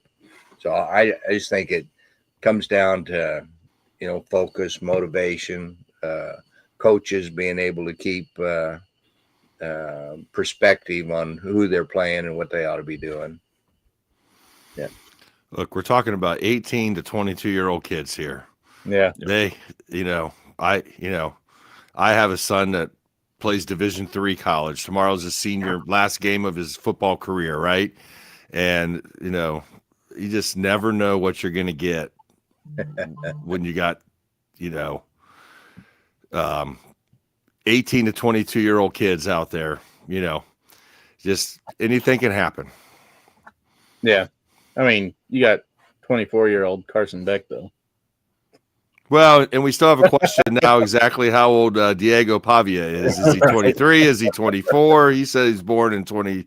I saw that yesterday. He was born in 2000, whatever, 2004 or 2000, whatever he's saying. He's a year younger than we're saying he is. So, yes. Well, there's COVID. These guys are still playing on this COVID year, some of these guys. Right. That got that extra year. So, but back to East Carolina, I think they could beat Memphis. Yeah. But the problem is they got to go to UTSA, man, and UTSA just doesn't lose at home. Right. Yeah, I've had the privilege of being able to attend a couple of UTSA games whenever we lived in San Antonio. And I actually went whenever they played Arizona State in 2016, and Arizona State was ranked. They had like a 2-touchdown lead headed into the fourth quarter and ended up losing at the end of the fourth quarter. So it was one of those, like, man, it was so electric.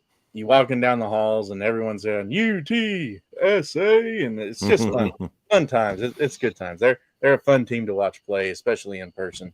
So I actually, at the start of the year, had UTSA set as my pick to win the AAC, and they've kind of fallen off. But USF has been hand and foot better than anybody gave them credit for being. So, yeah. Well, USF is a coach. All these coaching vacancies. What happened to Dom? He's coming back. Oh, yeah. Alex Grolsch is a name that's not been on the tip of everyone's tongue here, but I think if he wins this this conference championship this year and gets USF into the playoffs, he's going to be a highly sought after coach for some school here. I don't know. I honestly think Penn State should be talking to him. The guy knows how to build a program. Yeah. He's a former, played at Ohio State. He understands the Big Ten, but maybe he'll fill in a position that someone else loses in another, we're going to have a lot of, because remember, every coaching change that we're going to see is going to be a domino effect of like 4, Right. because like Penn State's going to hire a coach and that team's going to have to replace that coach and that team's going to have to replace the coach that they hire. So, we could have, 10 coaching vacancies that end up to 40 coaching changes by the time it's all said and done. Yeah. The coaching carousel this year is going to be fun to watch. Yeah. Yeah. Let's talk a little bit about Navy. You're a Navy fan. They lost back-to-back games to UNT and Notre Dame by multiple scores. They just haven't looked like themselves. Quarterback injury aside. They have to beat USF to keep the AAC and slim CFP hopes alive. They got USF at Memphis and then the Army-Navy game, which doesn't count towards anything because everything will be decided before then. Do you see a path, if Hovarth is healthy, do you see a path forward for Navy, or are they written off? Well, I mean, if they can win this game on Saturday, tomorrow, Yep. tonight, this morning, what time is it? It's 11:16. Yeah. So in just a few hours, if they can win that game, they have a chance, yes, because then they just have to play Memphis. But the problem is that they just aren't the team they were last year. I just don't see how they're gonna dismantle USF the way that USF's been playing. Yeah. Look, USF did not have a good game against Miami at that third game of the year, whatever it was. Yeah. But if you look back on that game, remember that thing had like 3 different rain delays in that game. They had the stoppage, and then they had to come back out, and they played, and then they stopped it again, and it was a really challenging game to get any kind of momentum build up. And at that point, Miami, was playing extremely well. So I think they played Miami better than the score said, at the end of the day, just because of the situation with the rain delays.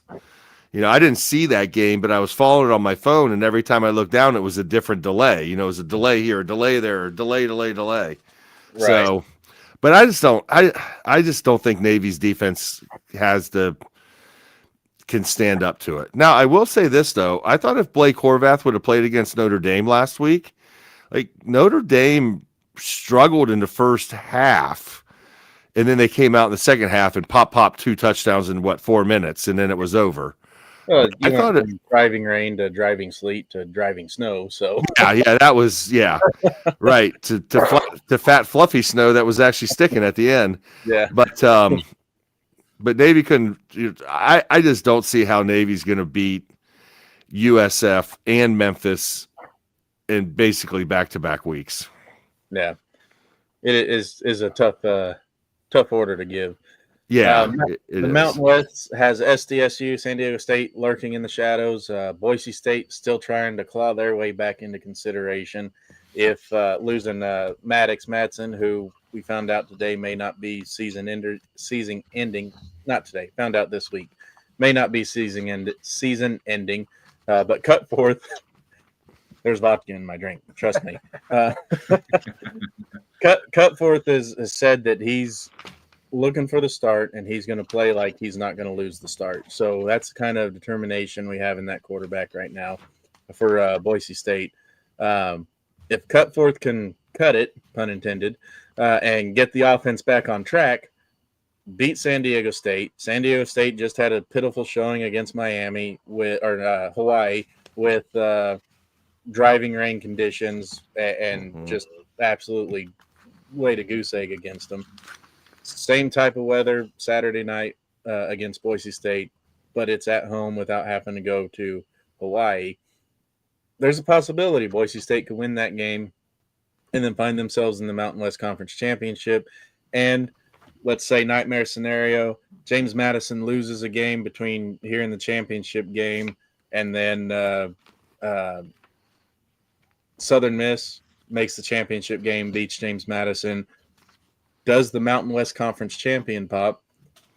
If Duke wins the ACC, the James Madison loses the American, and Boise State wins the Mountain West Conference, does Boise State backdoor their way into the playoffs? And if they do, will it be considered, or would it be seen as deserving, or will they basically be like, oh, we're just putting you here because nobody else fits the bill? I love Boise State.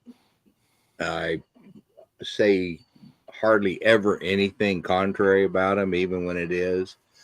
But the play that I have seen, the offensive coordination that I've seen, I really think there are more deserving teams to have that spot.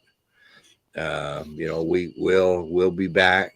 We'll have a better team to field. We'll be more competitive than what we've been this year. I would cheer all the way if we could backdoor into it, but there's some good teams out there to deserve that spot. Yeah, this year. What are your thoughts, Todd? Where is UNLV sitting at right now? Are they Who two cares? losses? Are they two losses? Is that who are they gonna play? Who would Boise play in the championship game? So right now it's going to be SDSU even with a loss, because it'll be SDSU's first loss. Well, no, SDSU lost last week. I mean, oh yeah, you're right. Because so they'd have two losses. Yeah. Hawaii's only got two losses in conference. Right. So Boise State would be, if Boise State wins. So you have Hawaii's 2-loss, New Mexico's 2-loss, UNLV's 2-loss, Fresno State 2-loss, Utah 2-loss. Holy cow! So in Hawaii, and UNLV plays Utah State. They play Hawaii. They play Nevada. So I mean, you could end up with a pretty decent game here in the Mountain West Championship game. Like you could have a UNLV Boise State rematch. They played already this year, right? And Boise beat them. That Hawaii team last week looked pretty good, even though they looked terrible in the first week against Stanford. They looked pretty good this week or last week. I don't know. I mean, I think they could. I think the Mountain West winner could get back in the conversation if we saw some chaos happen in the American, which with the way the schedule's lined up, you could see it.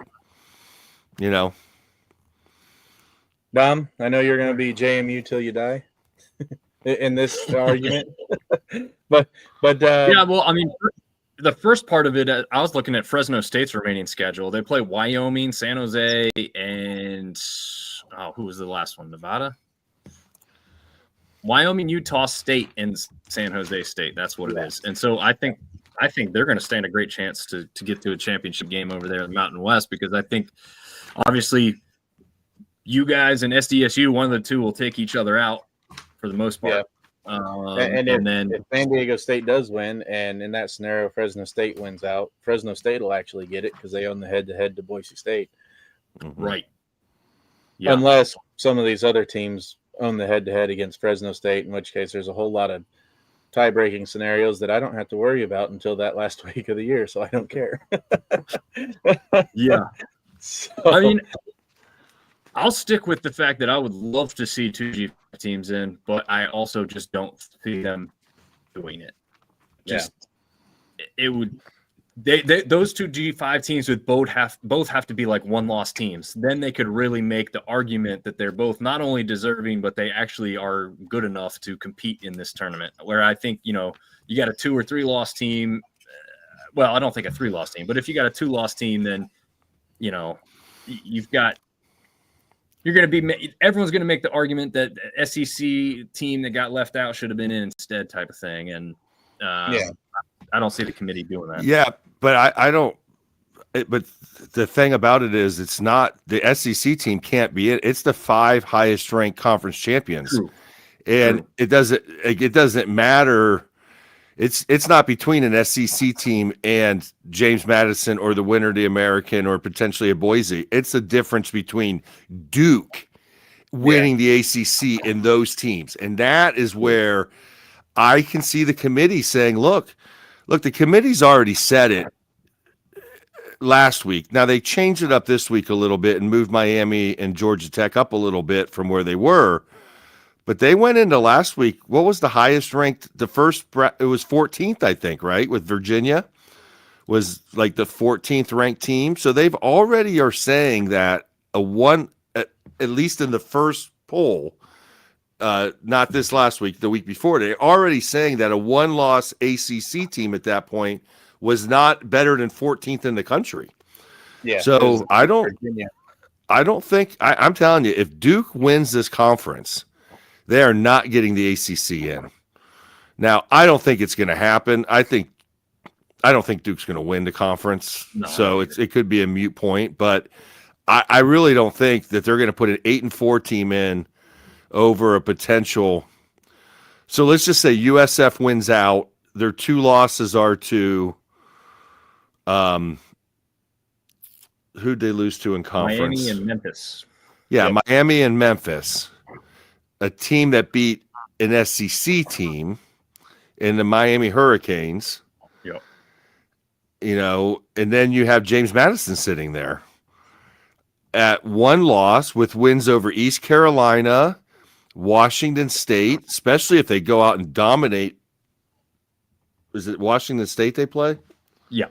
Yeah. If they go out and blow Washington State out of the water, then you got this comparison, Ole Miss and James Madison in that same similar game, both at home, So, I mean, if I was a group of 5, I'm rooting for Duke to win it, and then but I just don't see him putting an 8-4 team in. I don't care what conference they come out of. If the winner of the SEC was 8-4, I'd have a hard time seeing them put them in, I mean, they'd probably be a better chance than Duke, but I don't know. I don't think they will. Yeah. And Virginia's coming off their loss against Wake, and then now they have to go to Duke to play them tomorrow. And then, of course, Duke's coming off their loss to UConn. So you got 2 teams coming off their loss. Both of them are going to be looking to right the ship, so it could be a very entertaining game. And then Duke has North Carolina and then Wake Forest at home. So they very well could. You could see Duke go undefeated the rest of the way. Minnesota just scored. Make it 28-13 here. But then you have them playing either a Georgia Tech or a Pitt, and Pitt plays Notre Dame this week. They probably have the hardest remaining schedule out there. Does Pitt have what's their quarterback? Is he a freshman? Yep, freshman from Oregon, Ohio here.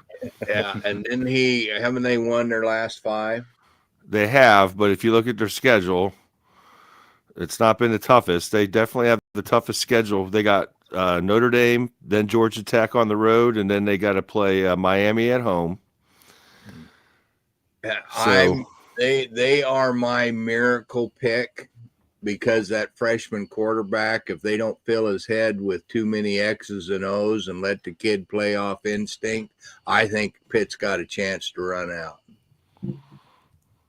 Well, if Pitt wins out, that I would put Pitt in the playoffs with 2-loss Pitt team with that schedule. That means they would have beat Notre Dame, Miami, Georgia Tech, and more than likely whoever's at that point, whoever's left standing in the ACC, right. Probably Duke. Yeah, that would be heck. At that point, I'd probably give them the 6 or 7 spot in the playoffs. So if Pitt beats Notre Dame. Notre Dame's remaining schedule is Syracuse and Stanford. Not a real powerhouse schedule to get back into it. No. A Pitt win, does that knock Notre Dame out of the playoffs? Oh, yeah. Yeah, no doubt. Pitt would Notre Dame with 3 losses, they're out. Yeah. What do you think, to Don? see it. I was grown up a Penn State fan, so to see Notre Dame out, I'll take it every time. Yeah. All right. Well, let's take a look at some brackets, shall we? Yeah. Maybe. Let me get this pulled up. I had to go in and get my conference realignment bracket or deal, and Oh yeah. We screwed you up with that one, huh? yeah. Thanks, Pop, for popping off of that. So the current Week 12 you do your own show then. The current Week 12 CFP bracket, if the season ended today, this is what it would look like. You'd have Texas sneaking in at number 10 with Georgia Tech, the perceived, based on current record and current ranking, they would be the perceived conference champion. They'd get there at number 11, and then USF would be your 12 seed. Kind of the bottom, the teams we've been talking about of can they get in? Texas being a bubble team for sure. We'll probably, depending on how the games go this week, probably talk a little bit more about them next week. As we get closer and closer to the end of the season, we'll be looking at those teams looking to make that final push. And like I said last week, we can go over every team and say the same thing every week. I'm trying to make this show fresh every week, so you're not hearing the same regurgitated BS that you hear on ESPN. So we're going to talk about different things. But the CFP currently has no change in their top 4. Number 1, Ohio State. 2, Indiana. 3, Texas A&M. And 4, Alabama. Do you guys agree, Locke? That's pretty much how it's most likely going to end unless A&M stumbles. Yeah, I think so. You mean at the end of the season? This is how the bracket. No. If the season ended today, this is how the bracket would look. My question is, by the end of the season, in A&M, I think they're the closest team that's going to have a stumbling block out of the top 4. Alabama, a close second with their game against OU. Do you think this is how the top 4 is going to end up looking by the end of the year? Oh, by the end of the year.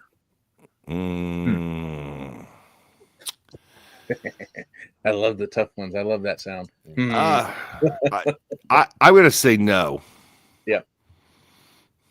And good cause. We'll hold your no because we're gonna show your bracket here in a minute. The 8 through 10 is probably the most controversial in here, especially with Texas being in there and Notre Dame being so high. A lot of people probably say they need to be number 10. I think I have them at number 9 too, even though I say that. I have to go back in and look.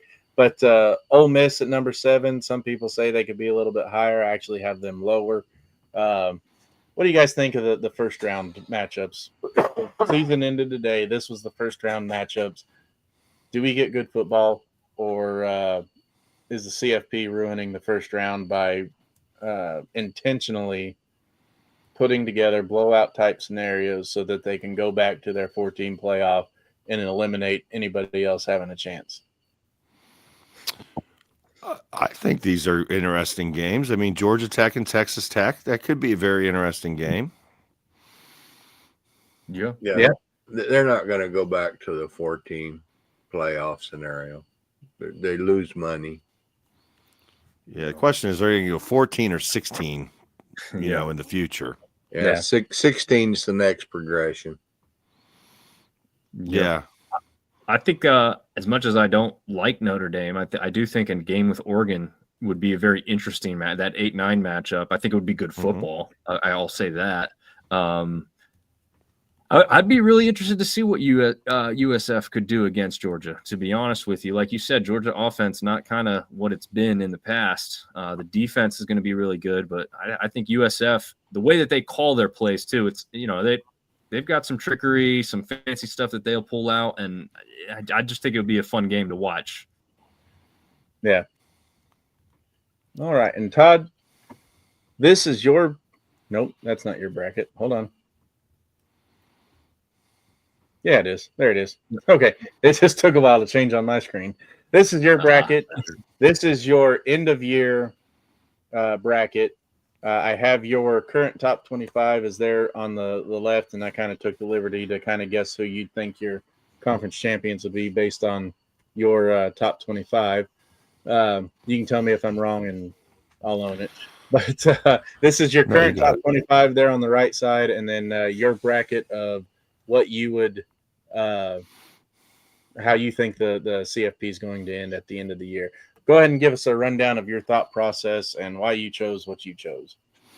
Well, we took Ohio State playing. So I think Ohio State and Indiana are going to go into the championship game both undefeated. And the loser of that game will drop only one spot below where they're at now. So if Indiana's at 2, they're only going to drop to 3 in that game, unless it's a complete whitewashing out. I got, in this scenario, Alabama winning the SEC, which actually, in my prediction here, I got Texas A&M losing 2 games. I got them losing to Texas and to Alabama, which would knock them out, which would dump Texas Tech into the top 4 spot with a 1-loss conference champion. I've got Georgia Tech winning out and beating Georgia, putting them at the 5 spot. Notre Dame and Georgia there at the 8 and 9, which again could be the worst game for the number 1 seed to have to play when this is. I think the 1 seed here is going to get screwed in this setup year after year. Because I think the 8 and 9 seeds are always going to be like the 3rd best team in each conference, and that could be challenging. Oregon at Ole Miss would be a fun game. And I got USC sneaking in here with the win over Oregon, a 2-loss team, putting only 4 SEC teams in instead of 5. So that's kind of my thought process there. Remember, last week I had Ole Miss at the 4 spot. Yeah. And I almost put them back there again, but I think a 1-loss Texas Tech with a championship will outweigh Ole Miss with 1 loss and no championship. Yeah. What would you say? And I was sitting here thinking about this whenever you talked about the 8-9 game pretty much screwing the number 1 seed.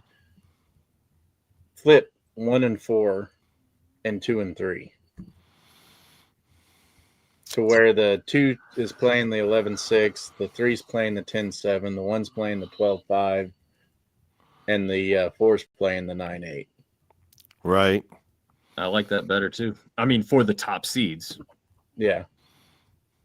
Yeah, I mean, I know why they did it this way. Just, it seems like, that's the way it does in the NCAA tournament. But the problem is in the NCAA tournament, the 8-9 seeds are generally not Notre Dame and Georgia. They're generally the 5th or 6th best team in a. So now you got the 5th or 6th best ACC team against the 5th or 6th Big Ten team, not the 2nd or 3rd. In this instance, Georgia would be like the 2nd best team potentially in the conference at the end of the season. They just didn't get to the championship game, right? So yeah, I think when it goes to 16 teams, I'm a big proponent of no buys, and maybe then you got 1 playing 16, and then from there you're playing the 8-9. So I don't know. It'll be interesting to see, but I think all of this is subject to change, right, Pops? It's certainly going to change. All right, and we got one more. Pop, are you trying to say something? I heard you heavy, Bree, like you were about to No, talk. the only constant in this is change. Mm-hmm. All right. So my brackets are a little bit different because I do a different a weighting system. I call my top 25 the Prove It Top 25 because it really does take on the field play and your offensive consistency and your strength of schedule and everything into effect. And then I put it in a big formula blender, spit it out, and this is what landed on the wall. Number 1, Indiana. 2, Ohio State. 3, Oregon, and 4, Texas A&M. A lot of people are saying you can't put 3 Big Ten teams in the top 4, and I say yes, I can. Oregon, yeah, it's a little head scratcher, but against outside of Indiana, they really haven't given you reason to say they absolutely don't belong, and they only lost to Indiana by 10. So that's my top 4. I have Ole Miss at number 10, and Georgia at 7. Yeah, Georgia's a fairly decent SEC team. Alabama, I think they're going to lose at least 1, maybe 2 more games, but still stay into the conference. Georgia Tech is going to win the Atlantic Conference, but I don't think they're going to do enough to move up in the standings that much. And whenever I said a lot of people had Notre Dame at number 10, and I griped at them being at number 9. Well, I put them at number 8, so I was even griping at myself. But Notre Dame and Utah, that could be a really interesting matchup. Utah, I think, is going to backdoor their way into the Big 10 or Big 12 title game with some BYU is going to fall apart even more than what they did against Texas Tech, and I think Utah is going to find their way into the championship game and maybe even make a good run at Texas Tech, which is going to get them into the playoffs. And then, of course, Texas Tech winning the Big 12 at number 5. And really, there's between number 4 and number 10 on my top 25 is less than 1,000th of a point difference. So that's just tells you how close that metric is that I use. And really, if you have 1 less first down or 1 less yard a game average, you could go from number 9 to number 11. Easy. So just the way that my metric runs. And by the end of the year, we'll see how close I get. People may say, you're full of it. And I say, okay, well, talk about it in the comments and boost my numbers. Well, Pitt's going to beat Notre Dame, so that'll get rid of them. And I do have Pitt at number 25, so they are in my top 25. I've got South Florida at 19 and James Madison at number 20. So we got there. My rankings rank all 136 teams. So San Diego State right now is number 41 in my rankings. Kennesaw State, the CUSA champion, 51, and then Ohio. Maction, I miss Maction. It's number 62 for Ohio, and then, of course, the Pac-12 right now is Oregon State at number 127 because they hold the edge over Washington until the last game of the season. Then maybe Washington's going to win it. So, but that's that. If you don't agree, I welcome you to comment on everything and tell me why you don't agree, and then like and share so that your friends and family can comment and tell me why they don't agree. And by the end of it, I'm viral, and I don't care that you don't agree. We talked about this scenario of 2 G5 teams multiple times tonight, and, I was thinking about it here. If Notre Dame loses and they're out of the playoff hunt, we're giving a spot to Notre Dame right now, right? That could be the second G5 team spot that could get in. Because at that point, let's just say Alabama and Georgia win tomorrow. That's basically giving Texas and Oklahoma 3 losses. Say if Vanderbilt loses to Tennessee, that gives them 3 losses. There's another scenario to get the 2 G5 teams in with the Notre Dame loss. Yeah. That could definitely be, it also could give us the unfortunate 6 SEC teams in too, depending on how it works out. But it definitely could it definitely could get a second G5 team in if Would they give if Notre Dame loses, USF and James Madison both went out. Duke wins the ACC. Maybe that Big 12 fan should be rooting for that to get a second Big 12 team in there, whether it be Utah or BYU. Yeah, I think they should. Oh my God, this is the worst. I'm sorry, guys. This was the worst call in the history of college football that just happened on this Oregon They called game. that a touchdown? They called that a touchdown. That is absolutely horrendous. Yeah. That should be looked at by somebody in this officiating crew, which is a Big Ten crew, should be eliminated from college football because there is no way that was a touchdown. Impossible. Sorry, I got to get on a Pops rant here, but that was that guy's foot. I mean, did you see it, Dom? I saw like the slow motion, and I didn't see like the full array of it, but what I did see, I was like, yeah, that's not going to be a touchdown. There's no way that was a catch. Yeah. Oh my God, that's terrible. Sorry, I didn't get. I mean, that was just one of the worst. That was one of the worst officiated plays I've ever seen. I will say this: when it comes to officiating, I think we should have what the ACC has, where we get to listen to the conversation between the thing, because there is no way that was a touchdown. Yeah, no way. The UFL really put that into perspective last. I don't know if you watched any spring ball this year, but I love being and it ticked me off too because you hear Blind Dino, who he will always be Blind Dino to me now, say, "Oh yeah, I see this here, but it's in slow motion, and if it bang bang on the field, we're not going to overturn it, even though I see it in slow." What are you looking at then? If you're looking at it in slow motion to see it, why even review it to begin with? So, well, there's two bad calls. Louisville's call earlier in the game today, they reached a ball out. Kid touched a pylon with the ball, but fumbled it. It should have been a fumble through the end zone, which should have gave touchback and Clemson the ball, but they called that, and it was clearly evident that the ball was touching the pylon while it was out of his hand. Yeah. Oh, so I don't know. These officiating has gotten worse and worse and worse as we get, which unfortunately for someone who's been on the bad side of officiating and potentially cost the national championship in 2019 with the Clemson catch and fumble that Ohio State returned, and then they said wasn't a catch, even though the guy took 3 steps. I mean, this is the kind of stuff that could cost it. That's the nightmare scenario for these teams is the officiating, you know? Yep. Because that was not a touchdown.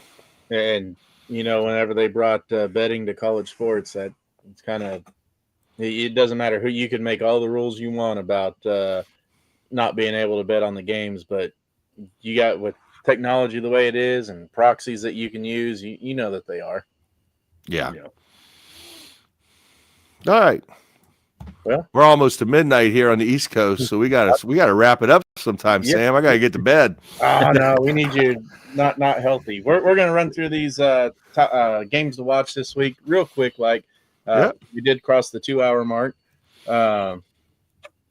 and so we're gonna run through these top 25s real quick. Let me set this screen. There we go. Or not top 25s, top games. Wisconsin at Indiana. Indiana's a 29.5-point favorite.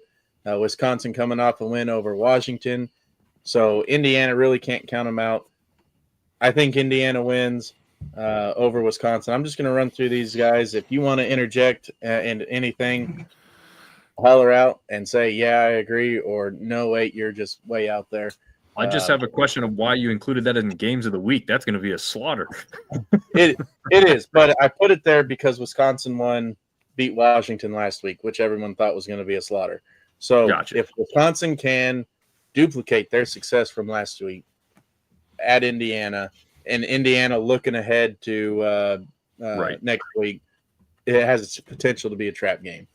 South Carolina at Texas A&M, another potential trap game. A&M's a 19.5-point favorite. A&M's got Texas on the horizon, so very easy to overlook.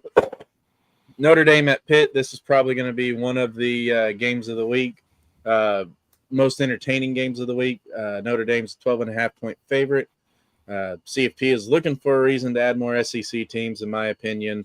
A loss here would spell doom for Notre Dame, and give Pitt a confidence boost heading into the final leg of the ACC schedule. Take Pitt and the points. The G5 game of the week is South Florida versus Navy. If Hovarth is healthy, USF's a 9.5-point favorite. It's a must-win game for both teams. It's most likely a win or go home, and losers likely eliminated from the CFP.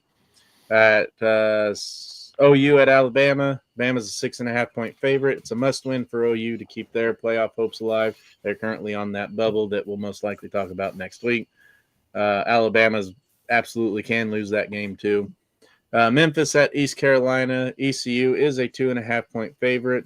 The loser is out of the AAC and the CFP. Memphis may already be out of the CFP as it sits now. This is going to be the game to tell if East Carolina is a contender or a pretender. And we got Florida at Ole Miss. Ole Miss is a 14.5-point favorite. It is a trap game for them. Florida almost beat Georgia last week, and they might be looking for get some kind of upset to end the year, kind of build more momentum for next year. We'll see how that goes. Has potential for a trap game with Ole Miss looking ahead. Then Texas at Georgia is probably going to be the game of the week. Georgia's a 5.5-point favorite. It's a must-win game for Texas. They're sitting there on that bubble. We did see them at number 10 in this week's CFP. So you got to wonder if the committee did that on purpose to give Georgia another top 10 win to solidify their spot. We'll see. Texas is, like we said earlier, it's the third time in 18 months they've played Georgia, and Texas A&M's been in the SEC for 14 years, and they've only played them once. So your nightcap, well, your second nightcap, TCU at BYU. BYU's a 4.5-point favorite. BYU's eliminated with the loss if they're not already eliminated now. And then, of course, the Mountain West game of the week, the little guy game of the week, the ones that are clawing for their spot to just be on the tip of everybody's tongue in the CFP conversation. Boise State at San Diego State. San Diego State's 2.5-point favorite. It's going to be a rainy mess. It's a must-win game for both teams to keep their slim CFP hopes alive. So we got a lot of good football up. A lot of football that's going to surprise or shape the landscape of college football over the next few weeks. What games are you most looking forward to, Todd? Wait, is it going to be raining in San Diego? Yeah. Really? Huh. Yeah. Like I think they said it's going to be like 90% of the rain that they get all year is going to happen Saturday. Wow. Jeez. Okay. Yeah. Well, that'll be interesting. San Diego State. See, I thought San Diego State last week against Hawaii in the rain would have the advantage because of the running game. Yeah. But they did not have the advantage at all in that game. So, I'm looking forward to. Obviously, I'm looking for carnage in some of these games. So I'm looking at Alabama losing to Oklahoma, Texas beating Georgia kind of things would be fun. Old Miss beating Florida. I mean, Florida beating Old Miss would be, kind of fun too. So carnage in the SEC is always fun for me. I think the Navy USF game, if Blake can play, maybe they did hold him out last week because they didn't want him to get more hurt against Notre Dame, and they know that this game against USF is going to be right there. They have to win this game. That would be an interesting game. So that's kind of what I'm looking at. Don't have much thoughts on anything else, other than, can we see these couple teams lose? Could South Carolina beat A&M? I don't think so, but maybe. And Pitt, I guess, what is Pitt? Pitt holds like 4 teams' chances to get to the playoffs in their hands. Right? Like, who would have thought that? Me. And we're allowed to call them Pitt again. For a while we had to call them Pittsburgh, but now we can go back to Pitt. So. Yeah, last year they started out hot. What was it, 7-0, and then they just completely fell off at the end of the year. this year it's like they're doing it backwards. They started out kind of lukewarm, and then now they're starting to heat up at the end of the year. So maybe that's a better scenario for them, better setup. Dom, you don't have to be limited. I know you cover with Sunbelt Syndicate. You cover all your Sunbelt games. You don't have to be limited to our games of the week here if you don't want to. What games are you most looking forward to this week? Well, I'm looking forward to seeing James Madison in person, right? I want to see, like, really tried and true right in front of me. Like, how do they look? App State has been competitive in their last several games. They've lost the last 3, but they've had a shot to win all 3. And App State has beaten JMU the last 2 years, once home, once away. So I think this game could be one of those trap games that you're talking about for some of these other schools. This could be James Madison. So how do they overcome that? But on the big scale, I say Iowa, USC, something I'm really going to be interested in keeping my eyes on. That's a game that's going to have a lot of importance. And then Duke UVA, I mean, typically I would care 0 about that game. But with what we've talked about, with what Duke could do and how good UVA's been throughout most of the season, I think that's really interesting. One a little bit further off the radar I'll probably keep my eye on is NC State, Miami. Like, NC State's had some games that they've played well and won, and then Miami's like fallen off here. Like, does that kind of continue, or does Miami get a victory like they should against NC State and kind of get back up a little bit higher? Yeah, NC State's a dangerous team, man. Yeah, they can. If they're on it, they can beat you. Yeah, and Georgia Tech found that out. Yeah. Mm-hmm. So, Pop, who's your games to watch? Of course, I'm watching Pitt beat Notre Dame and Boise State beat San Diego. And generally what I do is I just watch bottom lines, and whenever somebody's looking at an upset, then I'll roll over and catch the upset, see how they're doing.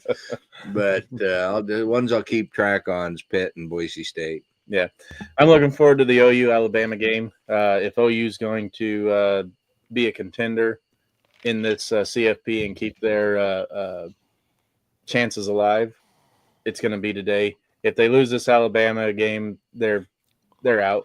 They could win out the rest of the time and still not be able to get in, barring any unforeseen circumstances, a complete meltdown from everybody else. So OU Alabama, it's going to tell a lot. The Memphis East Carolina game for the G5, that's going to tell a lot about East Carolina's contendency. And then call me crazy, but I think Florida might pull one off against Ole Miss. I think that they almost pulled it off against Georgia, and Ole Miss had their talk about coach leaving. No matter how much you tell your players, I'm not leaving, that's still in the back of their head. It could play some mind games. So I think Florida's got a good chance to beat Ole Miss this week. Hope I'm wrong, but I think it has a chance. I hope you're right. And then, of course, being in Texas, the Texas-Georgia game, I want to see Texas win that one. I haven't been too much of a Georgia fan since Mark Richt left, but Texas being in there to clean up shop, I'd like to see Texas back in the CFP so Arch Manning can begin his redemption tour from the loss to Ohio State.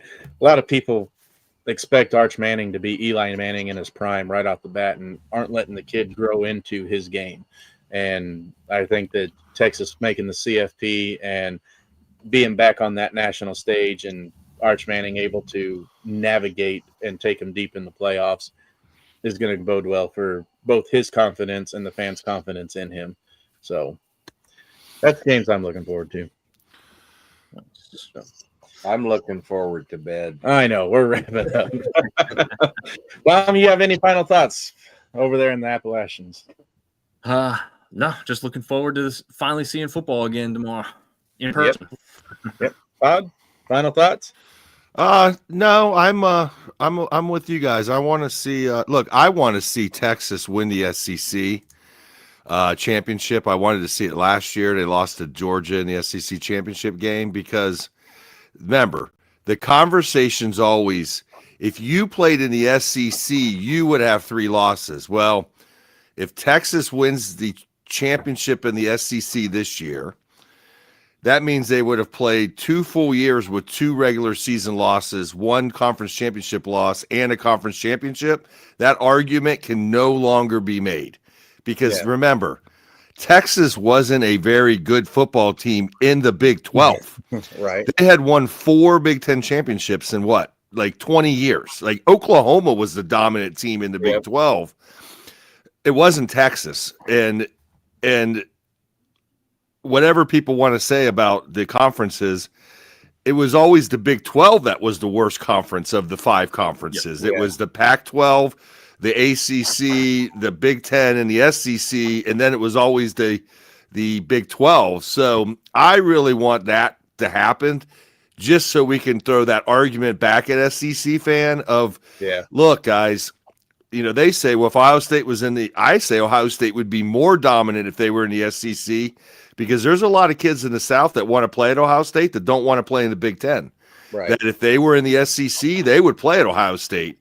Yeah. So I'm really a Texas fan for that reason and that reason alone, because that's an argument that can no longer be made by SEC fan if Texas wins the conference in their second year. And we all know they almost won the dang thing last year. Yep. They quite frankly, they should have won that game in the conference championship last year. They kind of blew it.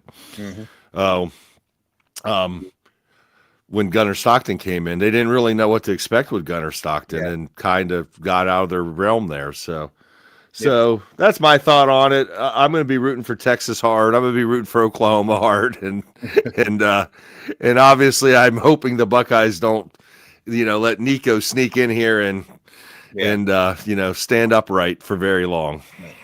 Nico sneaking in and I'm leaving with the win in Ohio. Yeah. I don't think that's going to happen, but maybe. You never know. That's why we play the games, man. Yeah, true. Well, fellas, I appreciate you staying up with me tonight. And Pop, I know it's your bedtime. Dom, I know you got a long trip tomorrow. Head over, watch the JMU game. Todd, I know you've got a few steps to walk out to your garage to watch all of college football tomorrow. So you're probably better off than all of us. No, I got to go to my son's. You do have so I got a 1:30 game at senior day, and I have all my devices. So I'm watching the game in the stands. I got a phone in each hand and an iPad on my lap. My wife's like, how many games can you watch? I said, I can watch 4 at a time, 1 live and 3 on my devices. So, maybe we have your son on next week too. Oh yeah, he probably loved that. So, all right. Well, we are officially on Saturday morning here, so we are on game day. All right. And all right, gentlemen, it's been a pleasure. Talk to you soon. Yes, sir. I appreciate you all, and we'll see you all next week. Awesome. Thanks.